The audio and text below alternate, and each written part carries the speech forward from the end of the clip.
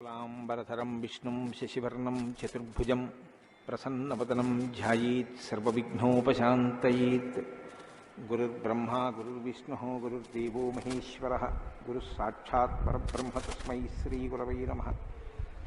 व्यासाय विष्णुरूपाय व्यासरूपाय विष्णवे नमो वै ब्रह्मनिधये वासिष्ठाय नमो नमः। कूजन्तं राम रामीति मधुरं मधुराक्षरम् आरुह्य कविताशाखां वन्दे वाल्मीकिकोकिलम्। श्रुतिस्मृतिपुराणानाम् आलयं करुणालयं नमामि भगवत्पादशङ्करं लोकशङ्करं। सदाशिवसमारम्भां शङ्कराचार्यमध्यमाम् अस्मदाचार्यपर्यन्तां वन्दे गुरुपरम्पराम्। वागर्धाविव सम्पृक्तौ वागर्धप्रतिपत्तये जगतः पितरौ वन्दे पार्वतीपरमेश्वरौ। सूक्तिं समग्रयितुनः स्वयमेव लक्ष्मीः श्रीरङ्गराजमहिषी मधुरैः कटाक्षैः वैदग्ध्यवर्णकुनकुम्भनगौरवैर्यां कण्डूलकर्णकुहराः कवयोधयन्ति। हैमोर्ध्वपुण्ड्रमजहन्मकुटं सुनासं मन्दस्मितं मकरकुण्डलचारुगण्डं बिम्बाधरं बहुलदीर्घकृपाकटाक्षं श्रीवेङ्कटेशमुखमात्मनि सन्निधत्ताम्। मनोजवं मरुततुल्यवेगं जितेन्द्रियं बुद्धिमतां वरिष्ठं वातात्मजं वनरयूथमुख्यं श्रीरामदूतं शिरसा नमामि। जयत्यतिबलो रामो लक्ष्मणश्च महाबलः राजाजीति सुग्रीवो राघवेणाभिपालितः। दासोऽहं कोसलेन्द्रस्य रामस्याक्लिष्टकर्मणः हनुमान् शत्रुसैन्यानां निहन्ता मारुतात्मजः। न रावणसहस्रं मे युद्धे प्रतिफलं भवेत् शिलाभिस्तु प्रहरतः पादपैश्च सहस्रशः। अर्दयित्वा पुरीं लङ्काम् अभिवज्य च मैथिलीं समृद्धार्धो गमिष्यामि विशतां सर्वरक्षसां। धर्मात्मा सत्यसन्धश्च रामो दशरथिर्यदि पौरुषे च प्रतिद्वन्द्वशरैरं जहिराविणिम् आपदामपहर्तारं दातारं सर्वसम्पदां लोकाभिरामं श्रीरामं भूयो भूयो नमाम्यहम्। शरज्योत्सनाशुद्धां शशीतजटाजूटमकुटां वरत्रासत्राणस्फटिकघटिका पुस्तककरां सकृन्नत्वा नत्वा कथमिव सतां सन्निधदते मधुक्षीरद्राक्षा मधुरिमधुरीणाः फणितयः। हरि ओम। పరమేశ్వర స్వరూపమైన సభకి నమస్కారం. ఈనాడు శంకర భగవత్పాదుల చేత ప్రతిష్ఠించబడినటువంటి భారతదేశం నాలుగు మూలలా ఉన్నటువంటి 4 పీఠాలలో సార్వభౌమ పీఠంగా పరిగణింపబడినటువంటి దక్షిణ భారతదేశంలోని శృంగగిరి పీఠానికి ఆధ్వర్యం వహిస్తున్న పూజ్యపాదులు శ్రీ శ్రీ శ్రీ భారతీతీర్థస్వామి వారి యొక్క దివ్యమైనటువంటి సందేశంతో ప్రారంభమై వారి యొక్క అనుగ్రహ ఆశీస్సులతో ప్రారంభమైన ఈ శ్రీరామాయణ యజ్ఞ కార్యక్రమంలో 42 రోజుల పాటు 7 రోజులు ఒక కాండ చప్పున 6 కాండలు 6 ఏళ్లు 42 రోజులలో పూర్తి చేసి చిట్ట చివర పట్టాభిషేకం వరకు శ్రీరామాయణాన్ని సంపూర్ణంగా ప్రవచనం చేసేటటువంటి భాగ్యం నాకు కలగడం పరమేశ్వరుని యొక్క నిర్హేతుక కృపాకటాక్ష వీక్షణంగా భావన చేస్తున్నాను. శ్రీరామాయణం నిజంగా శ్రీరామాయణమే. ఎందుచేత నేను ఈ మాట అంటున్నానంటే, ఇప్పుడే మీరు పీఠాధిపతుల యొక్క అనుగ్రహ భాషణంలో విన్నారు. వేదవేద్యే పరే పుంసి జాతే దశరథాత్మజే వేద ప్రచేతసాదాసీత్ సాక్షాత్ రామాయణాత్మన అంటారు.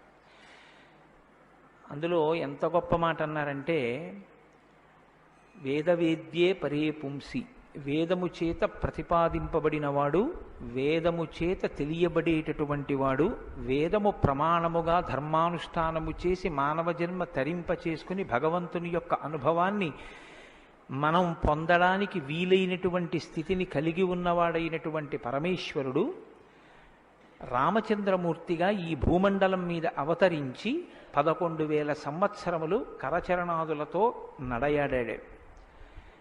రాముడు వేదము చేత ప్రతిపాదింపబడినటువంటి పరమేశ్వర స్వరూపం. ఆ భగవంతుడే రాముడిగా వచ్చాడు.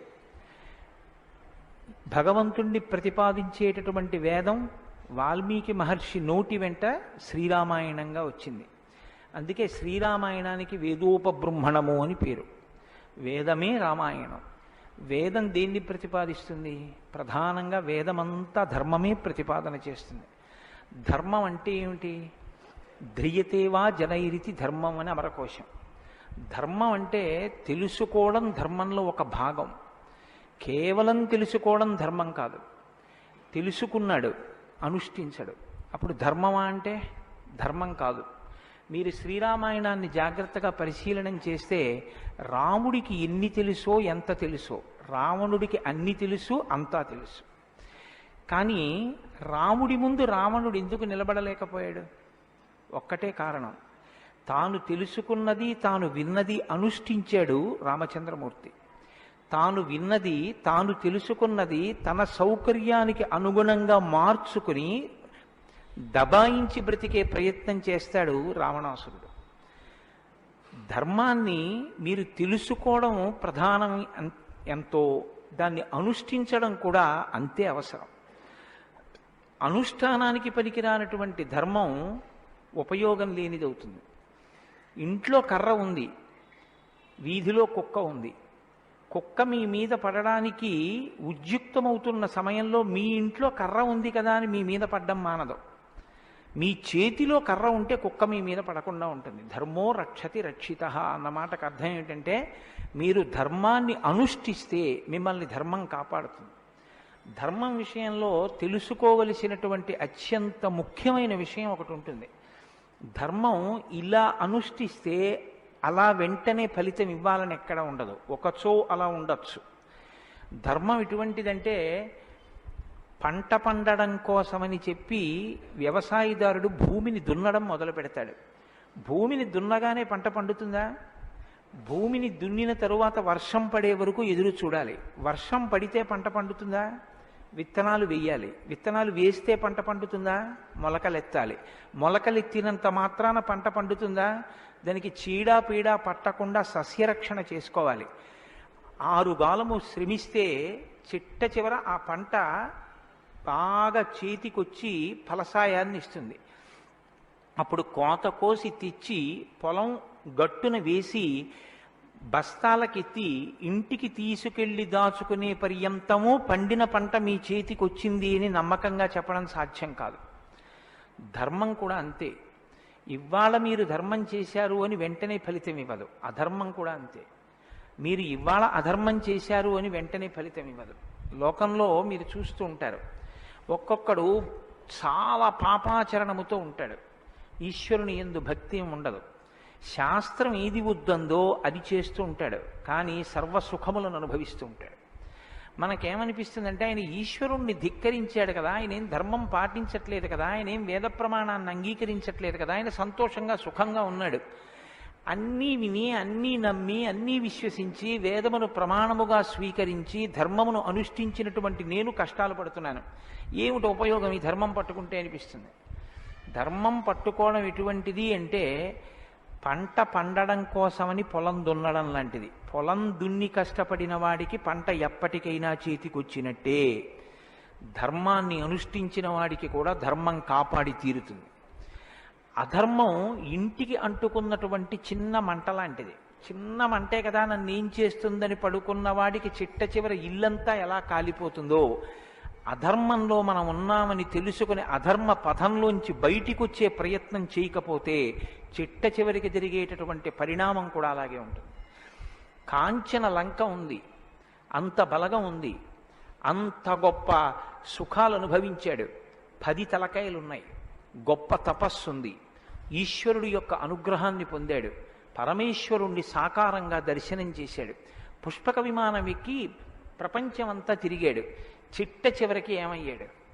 అధర్మాన్ని పట్టుకున్నందుకు కడుపున పుట్టినటువంటి బిడ్డల దగ్గర నుండి భార్య చిట్ట చివర ఏడుస్తూ యుద్ధభూమిలోకి వచ్చి, నువ్వు అధర్మాన్ని పాటించడం వల్లే ఇటువంటి చావు చచ్చావని మండోదరి గుండెలు బాదుకుని ఏడిచేటటువంటి స్థితిని రావణుడు పొందాడు. ప్రతి క్షణం ధర్మాన్ని అనుష్ఠించాడు. ఎంత ఓపికగా అనుష్ఠించాడంటే, ఎన్ని కష్టాలైనా రాని ఆయనకి కావలసింది మాత్రం ఒక్కటే, ధర్మం. ధర్మమా సుఖమా, ధర్మమా కష్టమా, ధర్మమా ప్రయోజనమా, ధర్మమా అడ్డదారా, ధర్మమా కోరిక తీరడమా, మీరు పక్కన ఏవి పెట్టి చూడండి, శ్రీరామచంద్రమూర్తి జీవితం అంతా ఒకటే, ధర్మమే. వాళ్ళన్నాడు, సుగ్రీవుడితో ఎందుకు స్నేహం చేశావు? నాతో స్నేహం చేస్తే రావణాసురుణ్ణి నిగ్రహించి నీ భార్యని వెంటనే ఇప్పిద్దును, ఎందుకు సుగ్రీవుడితో స్నేహం చేశావని అడిగాడు. నాకు కావలసింది ధర్మం. అధర్మాన్ని పాటించేటటువంటి నీతోటి స్నేహం వల్ల నా భార్యని తెచ్చుకోవడం నాకు అక్కర్లేదు. అందుకు నిన్ను నిగ్రహించానన్నాడు. తండ్రి మరణించాడు, చెక్కు చెదరలేదు. భార్యను అపహరించారు, చెక్కు చెదరలేదు. రాజ్యం పోయింది, చెక్కు చెదరలేదు. జటాయువు మరణించాడు, చెక్కు చెదరలేదు. ఇలా కాదన్నయ్య, ఈ మార్గాన్ని విడిచిపెట్టి ఇలా వెళ్ళన్నాడు. తోడ పుట్టినటువంటి లక్ష్మణమూర్తి నాకొద్దన్నాడు. కన్న తల్లి కౌసల్య అంది, నీ తండ్రి ఇటువంటి దురాత్ముడు, కాబట్టి నన్ను కూడా నీతో తీసుకెళ్ళండి. వద్దమ్మా, ధర్మం ప్రధానం అన్నాడు. ఎన్ని పర్యాయాలు ఆయన మాట్లాడితే ధర్మం ధర్మం ధర్మం. అయితే ఇక్కడ మీరు ఒక మాట గమనించవలసి ఉంటుంది. ధర్మం అంటే ఏది ధర్మం? కోటేశ్వరరావు గారు చెప్తే ధర్మం అవుతుందా? లేకపోతే ఎవరో నేను ఇది చెప్తానండి ఇది ధర్మం అంటే అవుతుందా? మనం చెప్తే ధర్మం అవదు, వేదం చెప్తే ధర్మం అవుతుంది. వేదం ఏది చెప్పిందో అది ధర్మం. వేదమునకు వ్యతిరేకముగా చెప్పనటువంటి స్మృతి చెప్పినది ధర్మం. వేదమునకు వ్యతిరేకంగా చెప్పని స్మృతి చెప్పిన మాట పాటించిన వాడిది ధర్మం. ఆ ధర్మం ఎవడు పట్టుకుంటాడో వాడే శ్రీరాముడు. ఆ ధర్మాన్ని ఎవడు పట్టుకుంటాడో వాడు అంతిమంగా పొందేది ఏదంటే విజయమే. 11,000 సంవత్సరములు ఈ భూమండలాన్ని పరిపాలించినటువంటి రామచంద్రమూర్తి పడనటువంటి కష్టం లేదు. ఇన్ని కష్టాలు పడుతున్నా ఆయన ఇతరులకు సుఖాన్ని ఇచ్చాడు, ఇతరులకు ఆనందం ఇచ్చాడు, ఇతరులకు సంతోషం ఇచ్చాడు తప్ప నేనింత కష్టంలో ఉన్నాను మీరెందుకు నవ్వాలని ఆయన ఎన్నడూ అడగలేదు. అందుకే రాముడు యోగి అన్నారు పెద్దలు. యోగి అంటే పైన ఎన్ని కష్టాలైనా రావచ్చు, కానీ లోపల మాత్రం తాను నిర్వికారంగా ఉంటాడు. అందుకే పుట్టినది కూడా నవమి తిథి నాడు పుట్టాడు మహానుభావుడు. 9 అంకెకున్న గొప్పతనం చూడండి. మీరు ఎంత పెట్టి 9ని హెచ్చవేయండి మళ్ళీ 9గా మారుతూ ఉంటుంది. 9 ఒకట్ల 9, 9 2 18, 8 1 9, 9 3 27, 7 2 9, 9 4 36, 6 3 9, 9 5 45, 5 4 9. ఏం చేసినా మళ్ళీ 9 అవుతూ ఉంటుంది. ఎన్ని కష్టాలు బయట రానివ్వండి, ఎన్ని వైక్లభ్యాలు కలగనివ్వండి, లోపల మాత్రం రాముడు ఎప్పుడూ ధర్మాన్నే పట్టుకుని ఉంటాడు. ధర్మాన్ని పట్టుకోవడం అంటే రాముడు రామాయణంలో మాట్లాడింది మీరు గమనించాలి. ఎప్పుడైనా రామాయణం చదవడం, రామాయణం వినడం అంటే ఒక్క పర్యాయం అని మీరు అనుకోకండి. రామాయణాన్ని బహుకోణాలలో చదవండి. రాముడు మాట్లాడితే అని రామాయణం చదవండి ఒకసారి. రాముడు ఎప్పుడు నేను ఇలా చెప్తాను అని అనడు. రాముడు ఎప్పుడు చెప్పినా ఎలా చెప్తాడంటే ఋషులు ఇలా చెప్పారంటాడు, పెద్దలు ఇలా చెప్పారంటాడు, శాస్త్రం ఇలా చెప్పిందంటాడు తప్ప నేను ఇలా చెప్తానన్నాడు రాముడు. తన నిర్ణయం కాదు, తాను ఏది చెప్పాలో కాదు, శాస్త్రం ఏం చెప్పిందో చెప్తాడు, ఋషులు ఏం చెప్పారో చెప్తాడు, పెద్దలు ఏం చెప్పారో చెప్తాడు, తాను ఎందుకు ధర్మాన్ని అనుష్ఠిస్తున్నానో చెప్తాడు. తన జీవితాన్ని ఆదర్శవంతంగా తీసుకొచ్చి మనుష్య జాతికంతటికి ఫలంగా అందించాడు. అటువంటి ధర్మాత్ముడైనటువంటి రామచంద్రమూర్తి మనుష్యుడిగా అవతారాన్ని స్వీకరించి ఉండకపోతే అసలు మనుష్యుని యొక్క జన్మ ప్రయోజనం ఇంత గొప్పవాడా మనిషి అన్న విషయమే లోకానికి అర్థమయ్యుండేది కాదు. ఎందుకంటే మీరు ఒక విషయాన్ని జాగ్రత్తగా గమనించండి. రామావతార స్వీకారానికి ముందరే రామనామం లోకంలో ఉంది. రామావతారానికి ముందు రామనామం లేకపోతే వాల్మీకి మహర్షికి రామనామాన్ని ఎలాగా ఉపదేశం చేశారు ఋషులు? ఆయనకి ఉపదేశం చేసిన తరువాత కదా రామచంద్రమూర్తి అవతారం వచ్చింది. ఆయన వాల్మీకిగా మారిన తరువాత కదా రాముడు పుట్టింది. కాబట్టి రామ అన్న నామం సాక్షాత్తు ఈశ్వరుడు యొక్క నామం. అది రమయతీతి రామ, లోకులనందరినీ రమింపచేసేటటువంటి నామం. అంతటి మహోత్కృష్టమైనటువంటి శీల సంపద కలిగినటువంటి వాడు రామచంద్రమూర్తి. అందుకే రామాయణాన్ని రామచంద్రమూర్తిని ఎంతకాలం మనుష్య జాతి ఆరాధన చేస్తుందో అంతకాలం మానవత్వం బ్రతికుంటుంది. ఏనాడు రామచంద్రమూర్తిని మరిచిపోతామో, ఏనాడు రామాయణం మనకు అక్కర్లేదని అంటామో, ఆనాడు మనిషిగా కనపడుతున్న మనుష్యత్వం చచ్చిపోతుంది, మానవత్వం చచ్చిపోతుంది, నరత్వం చచ్చిపోతుంది. అది పోయిన నాడు నరజన్మ యొక్క ప్రయోజనమే పోతుంది. అందుకే మీరు చూడండి, విష్ణువు దశావతారములను స్వీకరించారు. వేదోద్ధారణ మందరాభరణ పృథ్వీధర్మ నిర్మాణ ప్రహ్లాదత్రాణ బలిప్రతారణ నృపాహంకార నిర్వాపన వైదేహీరమణ ధనంజయ జయ వ్యాపార పారీణ క్షోణీ దివ్యత్కరుణ తమోహరణ తండ్రి వెంకటేశ ప్రభో. ఇన్ని అవతారాలు స్వీకరించినా ఆ అవతార పరిసమాప్తి అయిపోయిన తరువాత మనం పిలిస్తే ఇక లక్ష్మీనారాయణులని పిలుస్తాం. ఒక వామనమూర్తి అవతార పరిసమాప్తి అయిపోయింది, ఏమంటాం? లక్ష్మీనారాయణులు. ఒక పరశురాముడు లక్ష్మీనారాయణులు, ఒక మత్స్యావతారం లక్ష్మీనారాయణులు. ఒక్క సీతారాముల అవతారంలో మాత్రం యుగాలు మారిపోయినా ఆ అవతారాన్ని సీతారాములనే పిలుస్తాం. భార్యాభర్తలు ఎలా బతకాలో నేర్పినటువంటి అవతారం రామావతారం. అన్నదమ్ములు ఎలా బతకాలో నేర్పిన అవతారం రామావతారం. తండ్రి కొడుకులు ఎలా బతకాలో నేర్పిన అవతారం రామావతారం. ఒక ఉద్యోగి యజమాని ఎలా బతకాలో నేర్పిన అవతారం రామావతారం. చివరికి ఎంత కష్టం కడుపులో ఉన్న రాజారాముడిగా సింహాసనం మీద కూర్చోవలసి వస్తే ప్రజల్ని కన్నబిడ్డల్లా పరిపాలించగలిగినటువంటి ధర్మాన్ని నిలబెట్టుకోగలిగినటువంటి సంపూర్ణత్వాన్ని సంతరించుకున్నటువంటి మనుష్య స్థితిని పొందిన అవతారం రామావతారం. మీకు జీవితంలో అనుష్ఠాన పర్యంతంలో ఎక్కడ ఏ విషయం గురించి అనుమానం వచ్చినా మీకు రామాయణం జీర్ణమైతే మీకు వెంటనే శ్రీరామాయణం జ్ఞాపకానికి వస్తుంది. అప్పుడు రాముడు ఇలా ప్రవర్తించాడు అని మీకు జ్ఞాపకం వస్తుంది. రామాయణం మీకు జీర్ణమైతే మీ భాష తీరు మారిపోతుంది. రామాయణం మీకు జీర్ణమైతే మాట ఎంత గొప్పదో మీకు అర్థమవుతుంది. నేను అందుకే మీకు మనవి చేశాను, రామాయణాన్ని రామాయణంగా చదవకండి అని. రామాయణం జ్యోతిష శాస్త్రం, రామాయణం వాస్తుశాస్త్రం, రామాయణం ధర్మశాస్త్రం, రామాయణం వాక్కు, రామాయణం ధర్మ పరిపాలన, రామాయణం న్యాయం, రామాయణం సామాజిక శాస్త్రం, రామాయణం శకున శాస్త్రం, రామాయణం పర్యావరణం, రామాయణం గురుభక్తి, రామాయణం శిష్యధర్మం. మీ ఇష్టం, ఎలా చదవండి, రామాయణం అలా వస్తుంది. మీకిచ్చినది మట్టి ముద్ద, మీరు దాంతో మూకుడు చేసుకుంటారో, పళ్ళెం చేసుకుంటారో, ప్రమిద చేసుకుంటారో, గిన్నె చేసుకుంటారో, గరిట చేసుకుంటారో మీ ఇష్టం. రామాయణాన్ని మీరు ఎలా చూడాలనుకుంటే మీకు అలా కనపడుతుంది. శ్రీరామాయణానికి ఉన్న గొప్పతనం ఏమిటంటే వాల్మీకి మహర్షి ఎవ్వరికీ కూడా కితాబులు ఇవ్వరు. రావణాసురుడు దుష్టుడని వాల్మీకి మహర్షి అనరు. వాల్మీకి మహర్షి చెప్పేది ఇలా చేశాడని చెప్తారు.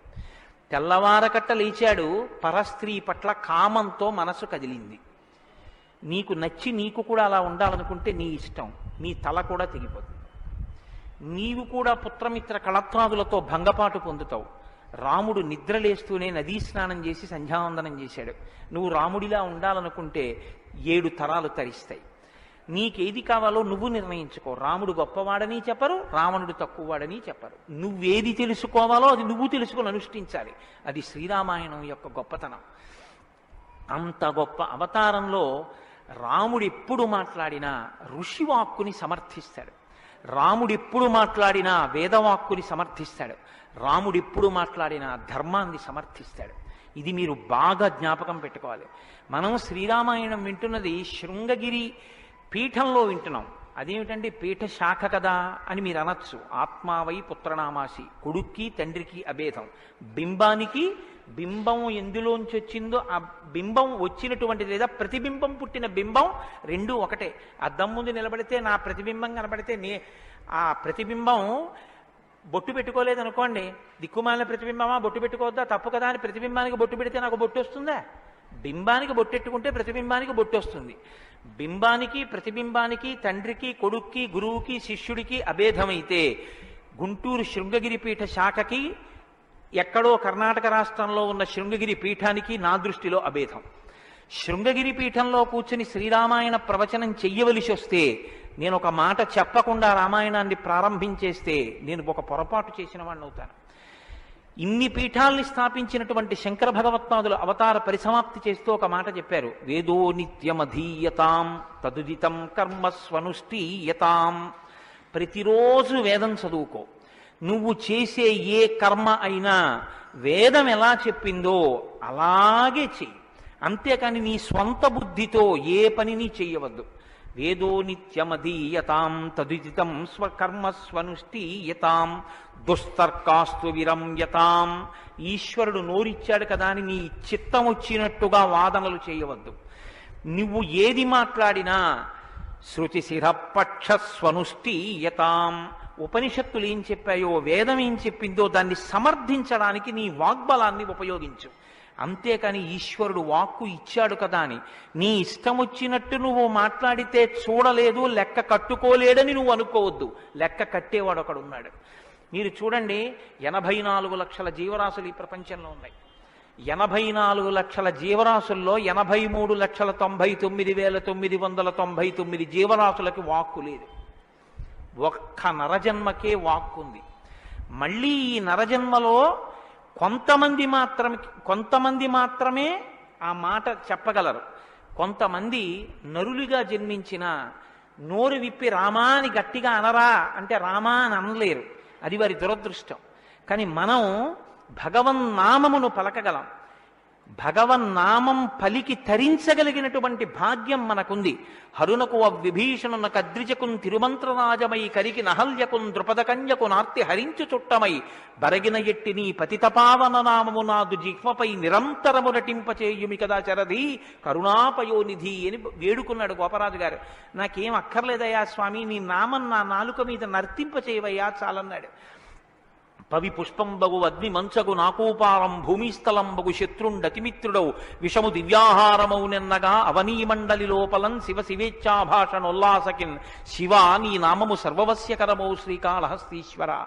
నాకు నీ శివనామం నా నాలుక మీద నర్తించాలని కోరుకున్నాడు ధూర్జటి. భగవన్నామం చెప్పుకుంటే చాలని ఆ నామం ఉన్నందుకు వెంపర్లాడారు. అంత్యకాలమునందు ఆయాసమున నిన్ను తలుచునో తలపనో తలతునిపుడి నరసింహ నరసింహ నరసింహ లక్ష్మీ చ దానవంతక కోటి భానుతేజ గోవింద గోవింద గోవింద సర్వేశ పన్నగాధిపశాయి పద్మనాభ అని రెండు చేతులిచ్చి నమస్కారం చేసి చిట్ట చివర ప్రాణం పోయేటప్పుడు ఆవేళ యమదూతల అగ్రహంబున వచ్చి ప్రాణముల్ పెకలించి పట్టునప్పుడు కపవాత పైత్యముల్ కప్పగా శ్రమచేత కంపముద్భవమంది కష్టపడుచు నారాయణాయంచు నా జిహ్వతో నిన్ను పిలుతునో శ్రమచేత పిలువలేనో నాటికిప్పుడు నీ నామస్మరణ చేతు చెవినిడవయ్య భూషణ వికాస శ్రీధర్మపుర నివాస దుష్ట సంహార నరసింహ దురిత దూరాన్ని గుండెలు బాదుకున్నాడు నరసింహచతక కర్త. ఆ భగవన్నామం పలికేటటువంటి భాగ్యం ఉన్న ఏకైక ప్రాణి సృష్టిలో కేవలం మనుష్యుడే. అటువంటి మనుష్యుడికి ఇచ్చినటువంటి అదనపు వరం భగవత్ కథాశ్రవణం. ఈశ్వర కథ వినగలడు. ఆ ఈశ్వర కథ వింటేనే సమస్త సంసార భ్రమణ పరితాపోపశమనం అంటారు శంకర భగవత్పాదులు. గలంతి శంభోత్వచ్చరిత సరిత కిల్బిషరజో దళంతి ధీకుల్యాశ్సరతి పతంతి విజయతాం దిశంతి సంసార భ్రమణ పరితాపోపశమనం వసంతి మచ్చేతో హృదవు విశివానందలహరి అంటారు. సంసార భ్రమణ పరితాపోపశమన కారణమైనటువంటి భగవంతుని యొక్క కథాశ్రవణము చేసి నోటితో జుర్రుకున్నటువంటి పదార్థాలు సప్త ధాతువులతో నిర్మింపబడిన ఈ దేహాన్ని పోషిస్తే భగవంతుని యొక్క కథని చెవులతో జుర్రుకున్నటువంటి వాడు మళ్ళీ పుట్టవలసిన అవసరం లేకుండా పునరపి జననం పునరపి మరణం పునరపి జనని జఠరే చయనం ఇహ సంసారే బహుదుస్తారే కృపయాపారే పాహి మురారే అని ఆ భగవన్నామామృతాన్ని చెవులలోంచి లోపలికి జుర్రుకున్నటువంటి వాడు పునరావృత్తి రహిత శాశ్వత శివ సాయుధ్య స్థితిని పొందగలుగుతున్నాడు. ఇటువంటి భాగ్యం కలిగినటువంటి ప్రాణి మనుష్యుడు. ఆ మనుష్యుని యొక్క జీవితం ఎంత గొప్పదో, అసలు నరుడంతే ఎంత గొప్పవాడో నిరూపించినటువంటి అవతారం రామావతారం. నరుడిగా జన్మించి రామ కథ వినకపోతే, రాముని యొక్క గొప్పతనాన్ని వినకపోతే, రాముడు మనకి చేసిన మహోపకారం ఏమిటో తెలుసుకుని కృతజ్ఞతలు ఆవిష్కరించకపోతే అంతకన్నా కృతజ్ఞుడు వేరొకడు ఉండడు. నేను ఈ మాట ఎందుకు అంటున్నానో తెలుసా అండి? రావణాసురుడు వరాలు కోరుకున్నాడు బ్రహ్మగారిని. అందరినీ అడిగాడు, ఒక్క నరవానరులను వదిలిపెట్టాడు. ఎందుకు వదిలిపెట్టావని బ్రహ్మగారు అడగలేదు, తానీ చెప్పుకున్నాడు. ఇంతమంది గురించి అడిగాను, నరవానరముల గురించి నాకు లెక్క ఏమిటి, వాళ్ళు లెక్కలోకి వస్తారా, నేను అసలు వాళ్ళ పేరు ఎత్తానన్నాడు. అంటే నరుడికి ఉన్నటువంటి విలువ ఏ పాటిదో మీరు అర్థం చేసుకోండి. రావణాసురుడున్న కాలంలోనేగా రాముడున్నాడు. రావణాసురుడి కాలం నాటికి నరుడికి ఉన్న విలువ, నరుడికి ఉన్న గౌరవం అంత గొప్పవి. ఆయన రాక్షసుడండి, ఏదైనా మాట్లాడతాడు, మీరెందుకు గుండెలు బాదుకుంటారు అనొచ్చు. జనక మహారాజు మహాజ్ఞానిగా, అంతటి మహాజ్ఞాని అయినటువంటి జనకుడు ఎదర వస్తోందిగా సీతారామ కళ్యాణం. అంతటి వాడు ఆయన అన్నాడు, మనుష్యుడు రాముడు ఆయనే విత్తుతాడు శివధనస్సు అన్నాడు. మనుష్య జన్మ అంటే అంత చులకనగా చూడబడినటువంటి రోజుల్లో నరుడంటే ఎంత గొప్పవాడో నిరూపించి చూపించాడు. అందుకే ఆయన అవతార పరిసమాప్తి చెయ్యాలి అంటే రావణ సంహారం చేసేసి అవతార పరిసమాప్తి చేసేయచ్చు. కానీ ఆయన అలా చేయలేదు, ప్రతిజ్ఞ చేశారు. దశవర్ష సహస్రాన్ని దశవర్ష శతానిచ, నేను 11,000 సంవత్సరములు ఈ భూమండలం మీద నడుస్తానన్నారు. దేని కొరకు అంటే 11,000 సంవత్సరములు నేను ఈ భూమి మీద ఉండి భార్యాసహితుడనై బిడ్డల్ని కని ధర్మాన్ని అనుష్ఠించి ఒక నరుడు ధర్మాన్ని పట్టుకుంటే ఎంత గొప్పవాడు కాగలడో నిరూపిస్తానన్నాడు రాముడు. అటువంటి నరుడి కథ అయినటువంటి రామకథ వినకపోతే, రాముడికి కృతజ్ఞతలు ఆవిష్కరించకపోతే, మనసార రామనామం చెప్పకపోతే, రామచంద్రమూర్తికి నమస్కరించకపోతే ఆ జన్మ వృధా అయిపోయినటువంటి జన్మ. అంతటి మహాత్ముడు రామచంద్రమూర్తి. కాబట్టి వేదవేద్యే పరే పుంసీ జాతే దశరథాత్మజే వేద ప్రచేతసాదాసీత్ సాక్షాత్ రామాయణాత్మన. వేదము వేదోపబృంహణమై రామకథగా భూలోకంలో వచ్చింది. ఆ వేదము ఈశ్వరుని యొక్క శ్వాస. ఈ వేదము వాల్మీకి గిరి సంభూత. వాల్మీకి అనబడేటటువంటి పర్వతంలోంచి పుట్టినటువంటి ఒక జీవనది. వేదము మనం వెళ్ళి స్నానం చెయ్యాలి, మనం వెళ్ళి దర్శనం చెయ్యాలి. రామాయణము ప్రవహించి ఇంటింటి ముందు నుంచి వెళ్ళిపోయినటువంటి గంగ లాంటిది. దక్షిణామూర్తి వేదం, శంకరాచార్యుల వారు రామాయణం. దక్షిణామూర్తి ఎక్కడో ఒక్క చోట కూర్చుని ఉంటారు. సనక సనందనాదులు కూడా ఆయన కూర్చున్న చోటుకే వెళ్ళి నమస్కారం చేసి జ్ఞానోపలబ్ధి పొందాలి. శంకరాచార్యుల వారు అలా కాదు. శంభోర్మూర్తిశ్చరతి భువనే శంకరాచార్య రూప. ఆ దక్షిణామూర్తి మౌనం విడిచిపెట్టి ఆసేతు హిమాచల పర్యంతం పాదచారి అయి 3 పర్యాయములు పర్యటించి వేద విరుద్ధమైన వాదనలు ఖండించి, మళ్లీ వేద విరుద్ధమైన వాదనలు ఈ భారతదేశంలోకి ప్రవేశించకుండా కాపు పెట్టాలన్న ఉద్దేశ్యంతో తూర్పున జగన్నాథ్లో గోవర్ధన పీఠము, పడమర ద్వారకలో కాళికాపీఠము, ఉత్తరమున బదరికాశ్రమములో జ్యోతిపీఠము, దక్షిణమున శృంగగిరిలో శారదాపీఠము, 4 చోట్ల 4 పీఠములను కాపు పెట్టి గురు పరంపర నిరంతరము కొనసాగేటట్టుగా మనని అనుగ్రహించి వేద విరుద్ధమైన వాదనలు భారతదేశంలో ప్రవేశించకుండా రక్షించినటువంటి మహాపురుషుడైనటువంటి శంకర భగవత్పాదులు తానే ఆసేతు హిమాచలం పరిగెట్టించి ప్రతి ఇంటి ముందుకొచ్చి జ్ఞానబోధ చేసినట్టు రామాయణం అనేటటువంటి గంగ వాల్మీకి గిరిశంభూతయ్యి వాడవాడలా ప్రవహించింది. రామకథ రామనామం తెలియనివాడు లోకంలో ఉండడు. ఏదైనా తెలియదేమో, రామకథ తెలియనివాడు రామనామం తెలియనివాడు లోకంలో ఉండడు. మంచికైనా రామనామం, చెడుకైనా రామనామం. ఏమయ్యా అంత పని చేసావా? రామరామ అనే చేస్తానండి అంటాడు. ఏదైనా చూడకూడదు చూస్తే రామరామ ఇలాంటిది చూశానేమండి అంటాడు. ఏదైనా మంచి జరిగితే రామరామ ఎంత మంచి మాట విన్నాను ఇవ్వాలంటాడు. భారతీయ సంస్కృతిలో రామనామం మమేకం అయిపోయింది. అటువంటి రామాయణం, అటువంటి రామనామం ధర్మానికి ఆలవాలం. ధర్మాన్ని వ్యతిరేకించడం కన్నా ఘోరమైన పాపం లోకంలో ఇంకోటి ఉండదు. ఇవాల్టి రోజున రామాయణం యొక్క ఆవశ్యకత మరీ ఎక్కువ. ఎందుచేతనో తెలుసా అండి?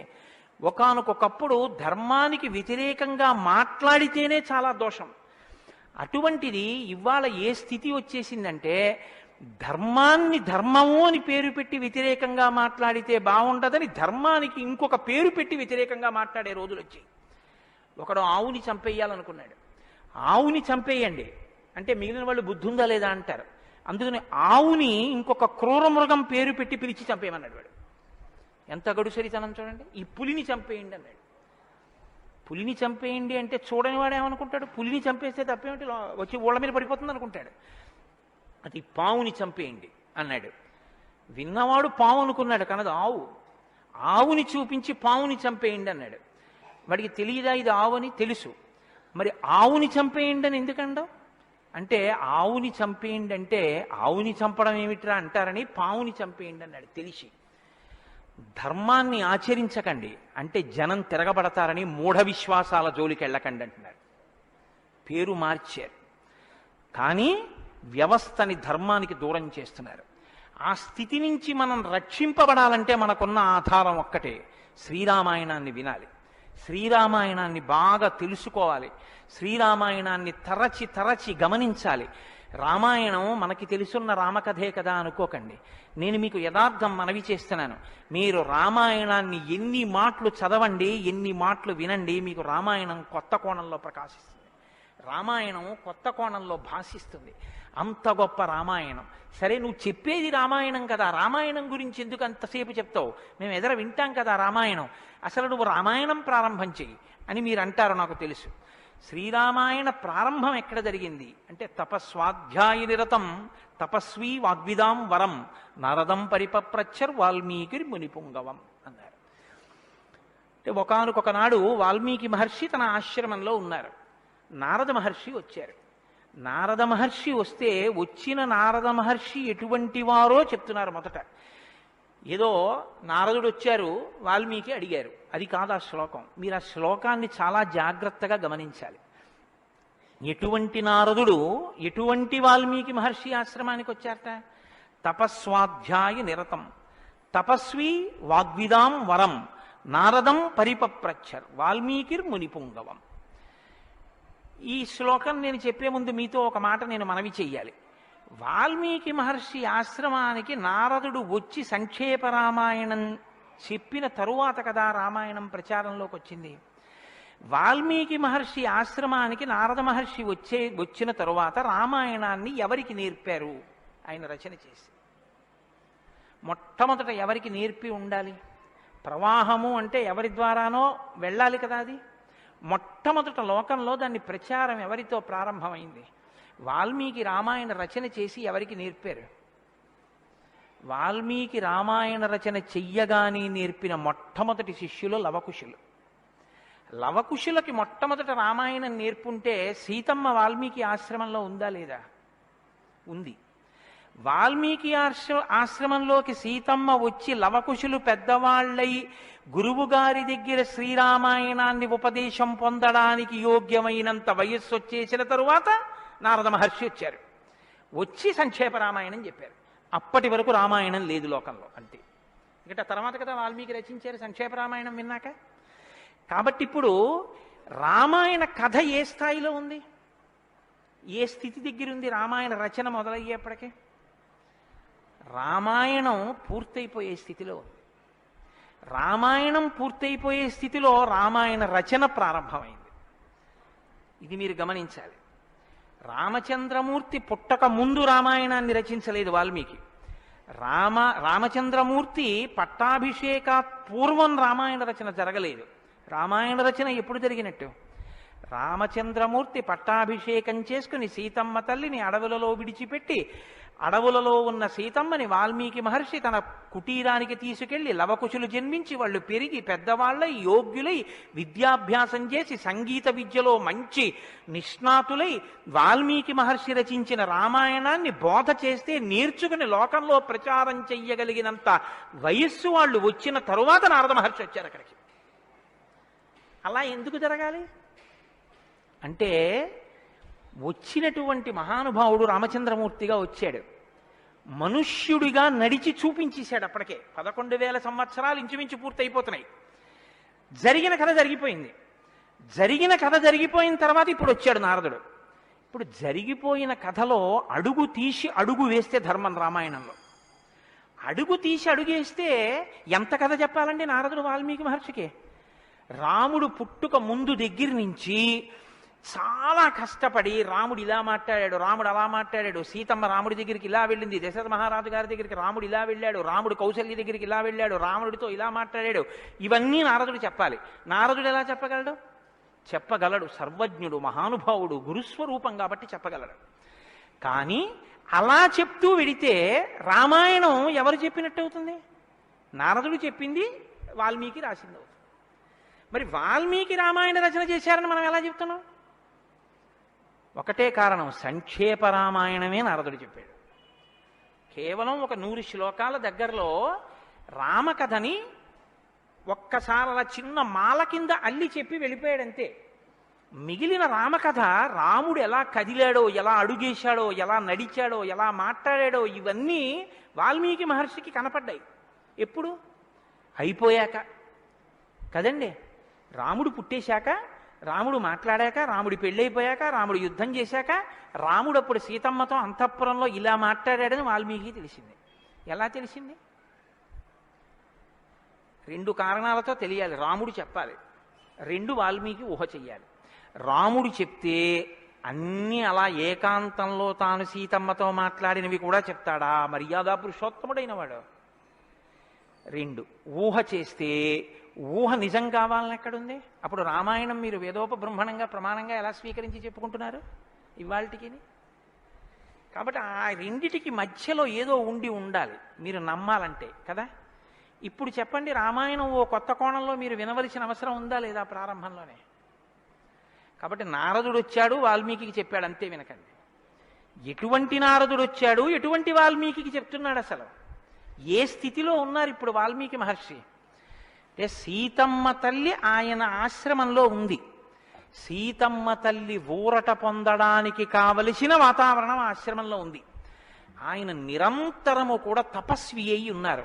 తపస్వి అంటే కృచ్ఛచాంద్రాయణాది వ్రతములు చేసేటటువంటి వాడు. అంటే శుక్లపక్షంలో తిథులు పెరుగుతున్నప్పుడు ఒక్కొక్క ముద్ద పెంచుకుంటూ వెడతారు. పౌర్ణమికి పూర్తిగా భోజనం చేస్తారు. బహుళపక్షంలో ఒక్కొక్క ముద్ద తగ్గిస్తూ అమావాస్య వచ్చేటప్పటికి పూర్ణంగా ఆహారం విడిచిపెట్టేస్తారు.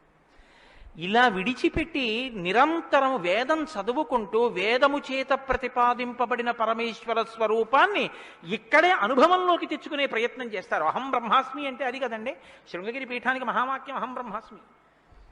నేనే ఈశ్వరుడను అన్న వాక్యాన్ని అనుభవపూర్వకం చేసుకోవాలి. దానికి వ్రతం అంతా కర్మాచరణం. ఇప్పుడు ఈ కర్మాచరణం అంతా చేసి తపిస్తున్న వాల్మీకి దేని కొరకు తపిస్తున్నారు? బ్రహ్మముగా తనను తాను తెలుసుకొనుట కొరకు ప్రయత్నిస్తున్నారు. ఇప్పుడు యోగ్యమైన కాలం సిద్ధించింది. యోగ్యమైన కాలం సిద్ధిస్తే ఉపదేశం చెయ్యడానికి రావలసిన వాడు ఎవరు రావాలి? గురువుగారు రావాలి. గురువుగారి కన్నా మంగళస్వరూపం లోకంలో ఉంటుందా? ఇంకుండదు. అన్నిటికన్నా మంగళస్వరూపం ఏది అంటే గురువుగారే. గురువుగారి కన్నా గొప్పవాడు, గురువుగారి కన్నా అధికుడు లోకంలో ఉండడు. నగురోరధికం నగురోరధికం నగురోరధికం ఇది శివశాసనత. గురువు కన్నా అధికుడి లోకంలో లేడు. మరి ఈశ్వరుడండి అని మీకు అనుమానం రావచ్చు. ఈశ్వరుడి కన్నా అధికుడు గురువే. ఎందువల్ల? అసలు గురువు లేకపోతే ఈశ్వరుడి యొక్క అస్తిత్వం ప్రకటనం కాదు.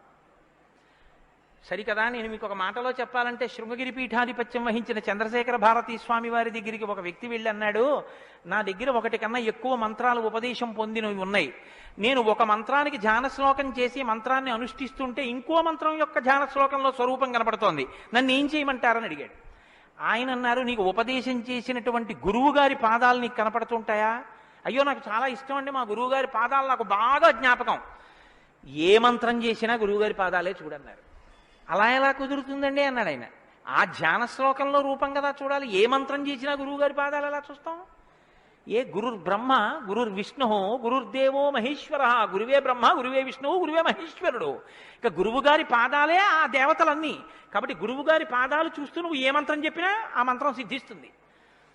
అయినప్పుడు ఇప్పుడు గురుదర్శనమే మంగళకరమైనటువంటి దర్శనం. నారదుని యొక్క దర్శనం, నారదుని యొక్క పేరెత్తడం కన్నా గొప్పతనం ఇంకోట్లేదు. కాబట్టి ఇప్పుడు రామాయణ ప్రారంభం దేనితో ప్రారంభమైంది? గురువుగారి దర్శనంతో ప్రారంభమైంది. నారద మహర్షి దర్శనం గురువు యొక్క దర్శనం. ఎవరికి? వాల్మీకి. రామాయణాన్ని నమ్ముకున్న జాతికి ప్రతినిధి. మనకే దర్శనంతో ప్రారంభమైంది? జగద్గురు దర్శనంతో మనకి ప్రారంభమైంది. కాబట్టి ఇప్పుడు ఎవరొచ్చారు? ఆ వచ్చినటువంటి వ్యక్తి సామాన్యమైనటువంటి వ్యక్తి రాలేదు. నారదుడు ఆ వచ్చినటువంటి వారు మహానుభావుడై తపస్వాధ్యాయ నిరతం, నిరంతరము తపస్సు చేసేటటువంటి వారు. మీతో మాట మనవి చేశాను. తపస్సు అంటే ఈ వ్రతమును ఆచరిస్తూ నిత్య నైమిత్తిక కర్మలను వైక్లభ్యం లేకుండా అనుష్ఠించేటటువంటి వారు. నిత్యకర్మ అని ఒకటి ఉంటుంది, అది ఎప్పుడూ మానడానికి వీల్లేదు. సంధ్యావందనం ఉంది, ఎప్పుడూ మానకూడదు, ఎప్పుడూ చేయవలసిందే. నైమిత్తిక కర్మ ఉంది, ఒక్కొక్క తిథి నాడు ఒక్కొక్కటి చెయ్యవలసి ఉంటుంది. శ్రీరామ నవమి వచ్చిందనుకోండి, ఏం చెయ్యాలి? శ్రీరామనవమి నాడు ఉదయం నుంచి రాత్రి వరకు శ్రీరామ జయ రామ జయ జయ రామ అన్న 13 అక్షరాల మంత్రాన్ని రాత్రి వరకు చేసి, రాత్రి ప్రదక్షిణం చేసి, ఉపవాసం చేసి, మరునాడు ఉదయం ఎక్కడ మీరు ఈ మంత్రం చేశారో అక్కడికి వచ్చిన తరువాత శ్రీరామ పట్టాభిషేక సర్గ, శ్రీరామావతార సర్గ, ఈ 2 సర్గలు పారాయణ చేయాలి. ఈ 2 పారాయణ చేసి, మొన్న శ్రీరామనవమి నాడు మేము కాకినాడలో అయ్యప్ప స్వామి దేవాలయంలో చేశాం. అవి ఈ 2 సర్గలు పారాయణ చేసి, తదనంతరం ముందు పేదలకి అన్నదానం నారాయణ సేవగా చేసి, తరువాత తాను ఆహారం స్వీకరించాలి. అది శ్రీరామనవమి నాడు చేయవలసినటువంటి విధానం. దీన్ని నైమిత్తిక తిథి ఆచరణము అంటారు. ఒక్కొక్క తిథి ఒక్కొక్కలా చెయ్యాలి. నిత్యకర్మ చేస్తూ, నైమిత్తిక తిథులను చేస్తూ, కృచ్ఛచాంద్రాయణాది వ్రతములను చేస్తూ, ఎప్పుడూ వేదాన్ని అలా చదువుకుంటూ వేదము చెప్పినటువంటి హృదయాన్ని, వేదము చెప్పినటువంటి మంత్రములలో ఉన్న సారమును అవగతం చేసుకుని బ్రహ్మమును అనుభవంలోకి తెచ్చుకునేటటువంటి ప్రయత్నం చెయ్యడానికి ఉపకరణంగా ఈ శరీరాన్ని వాడుకుంటున్నవారు.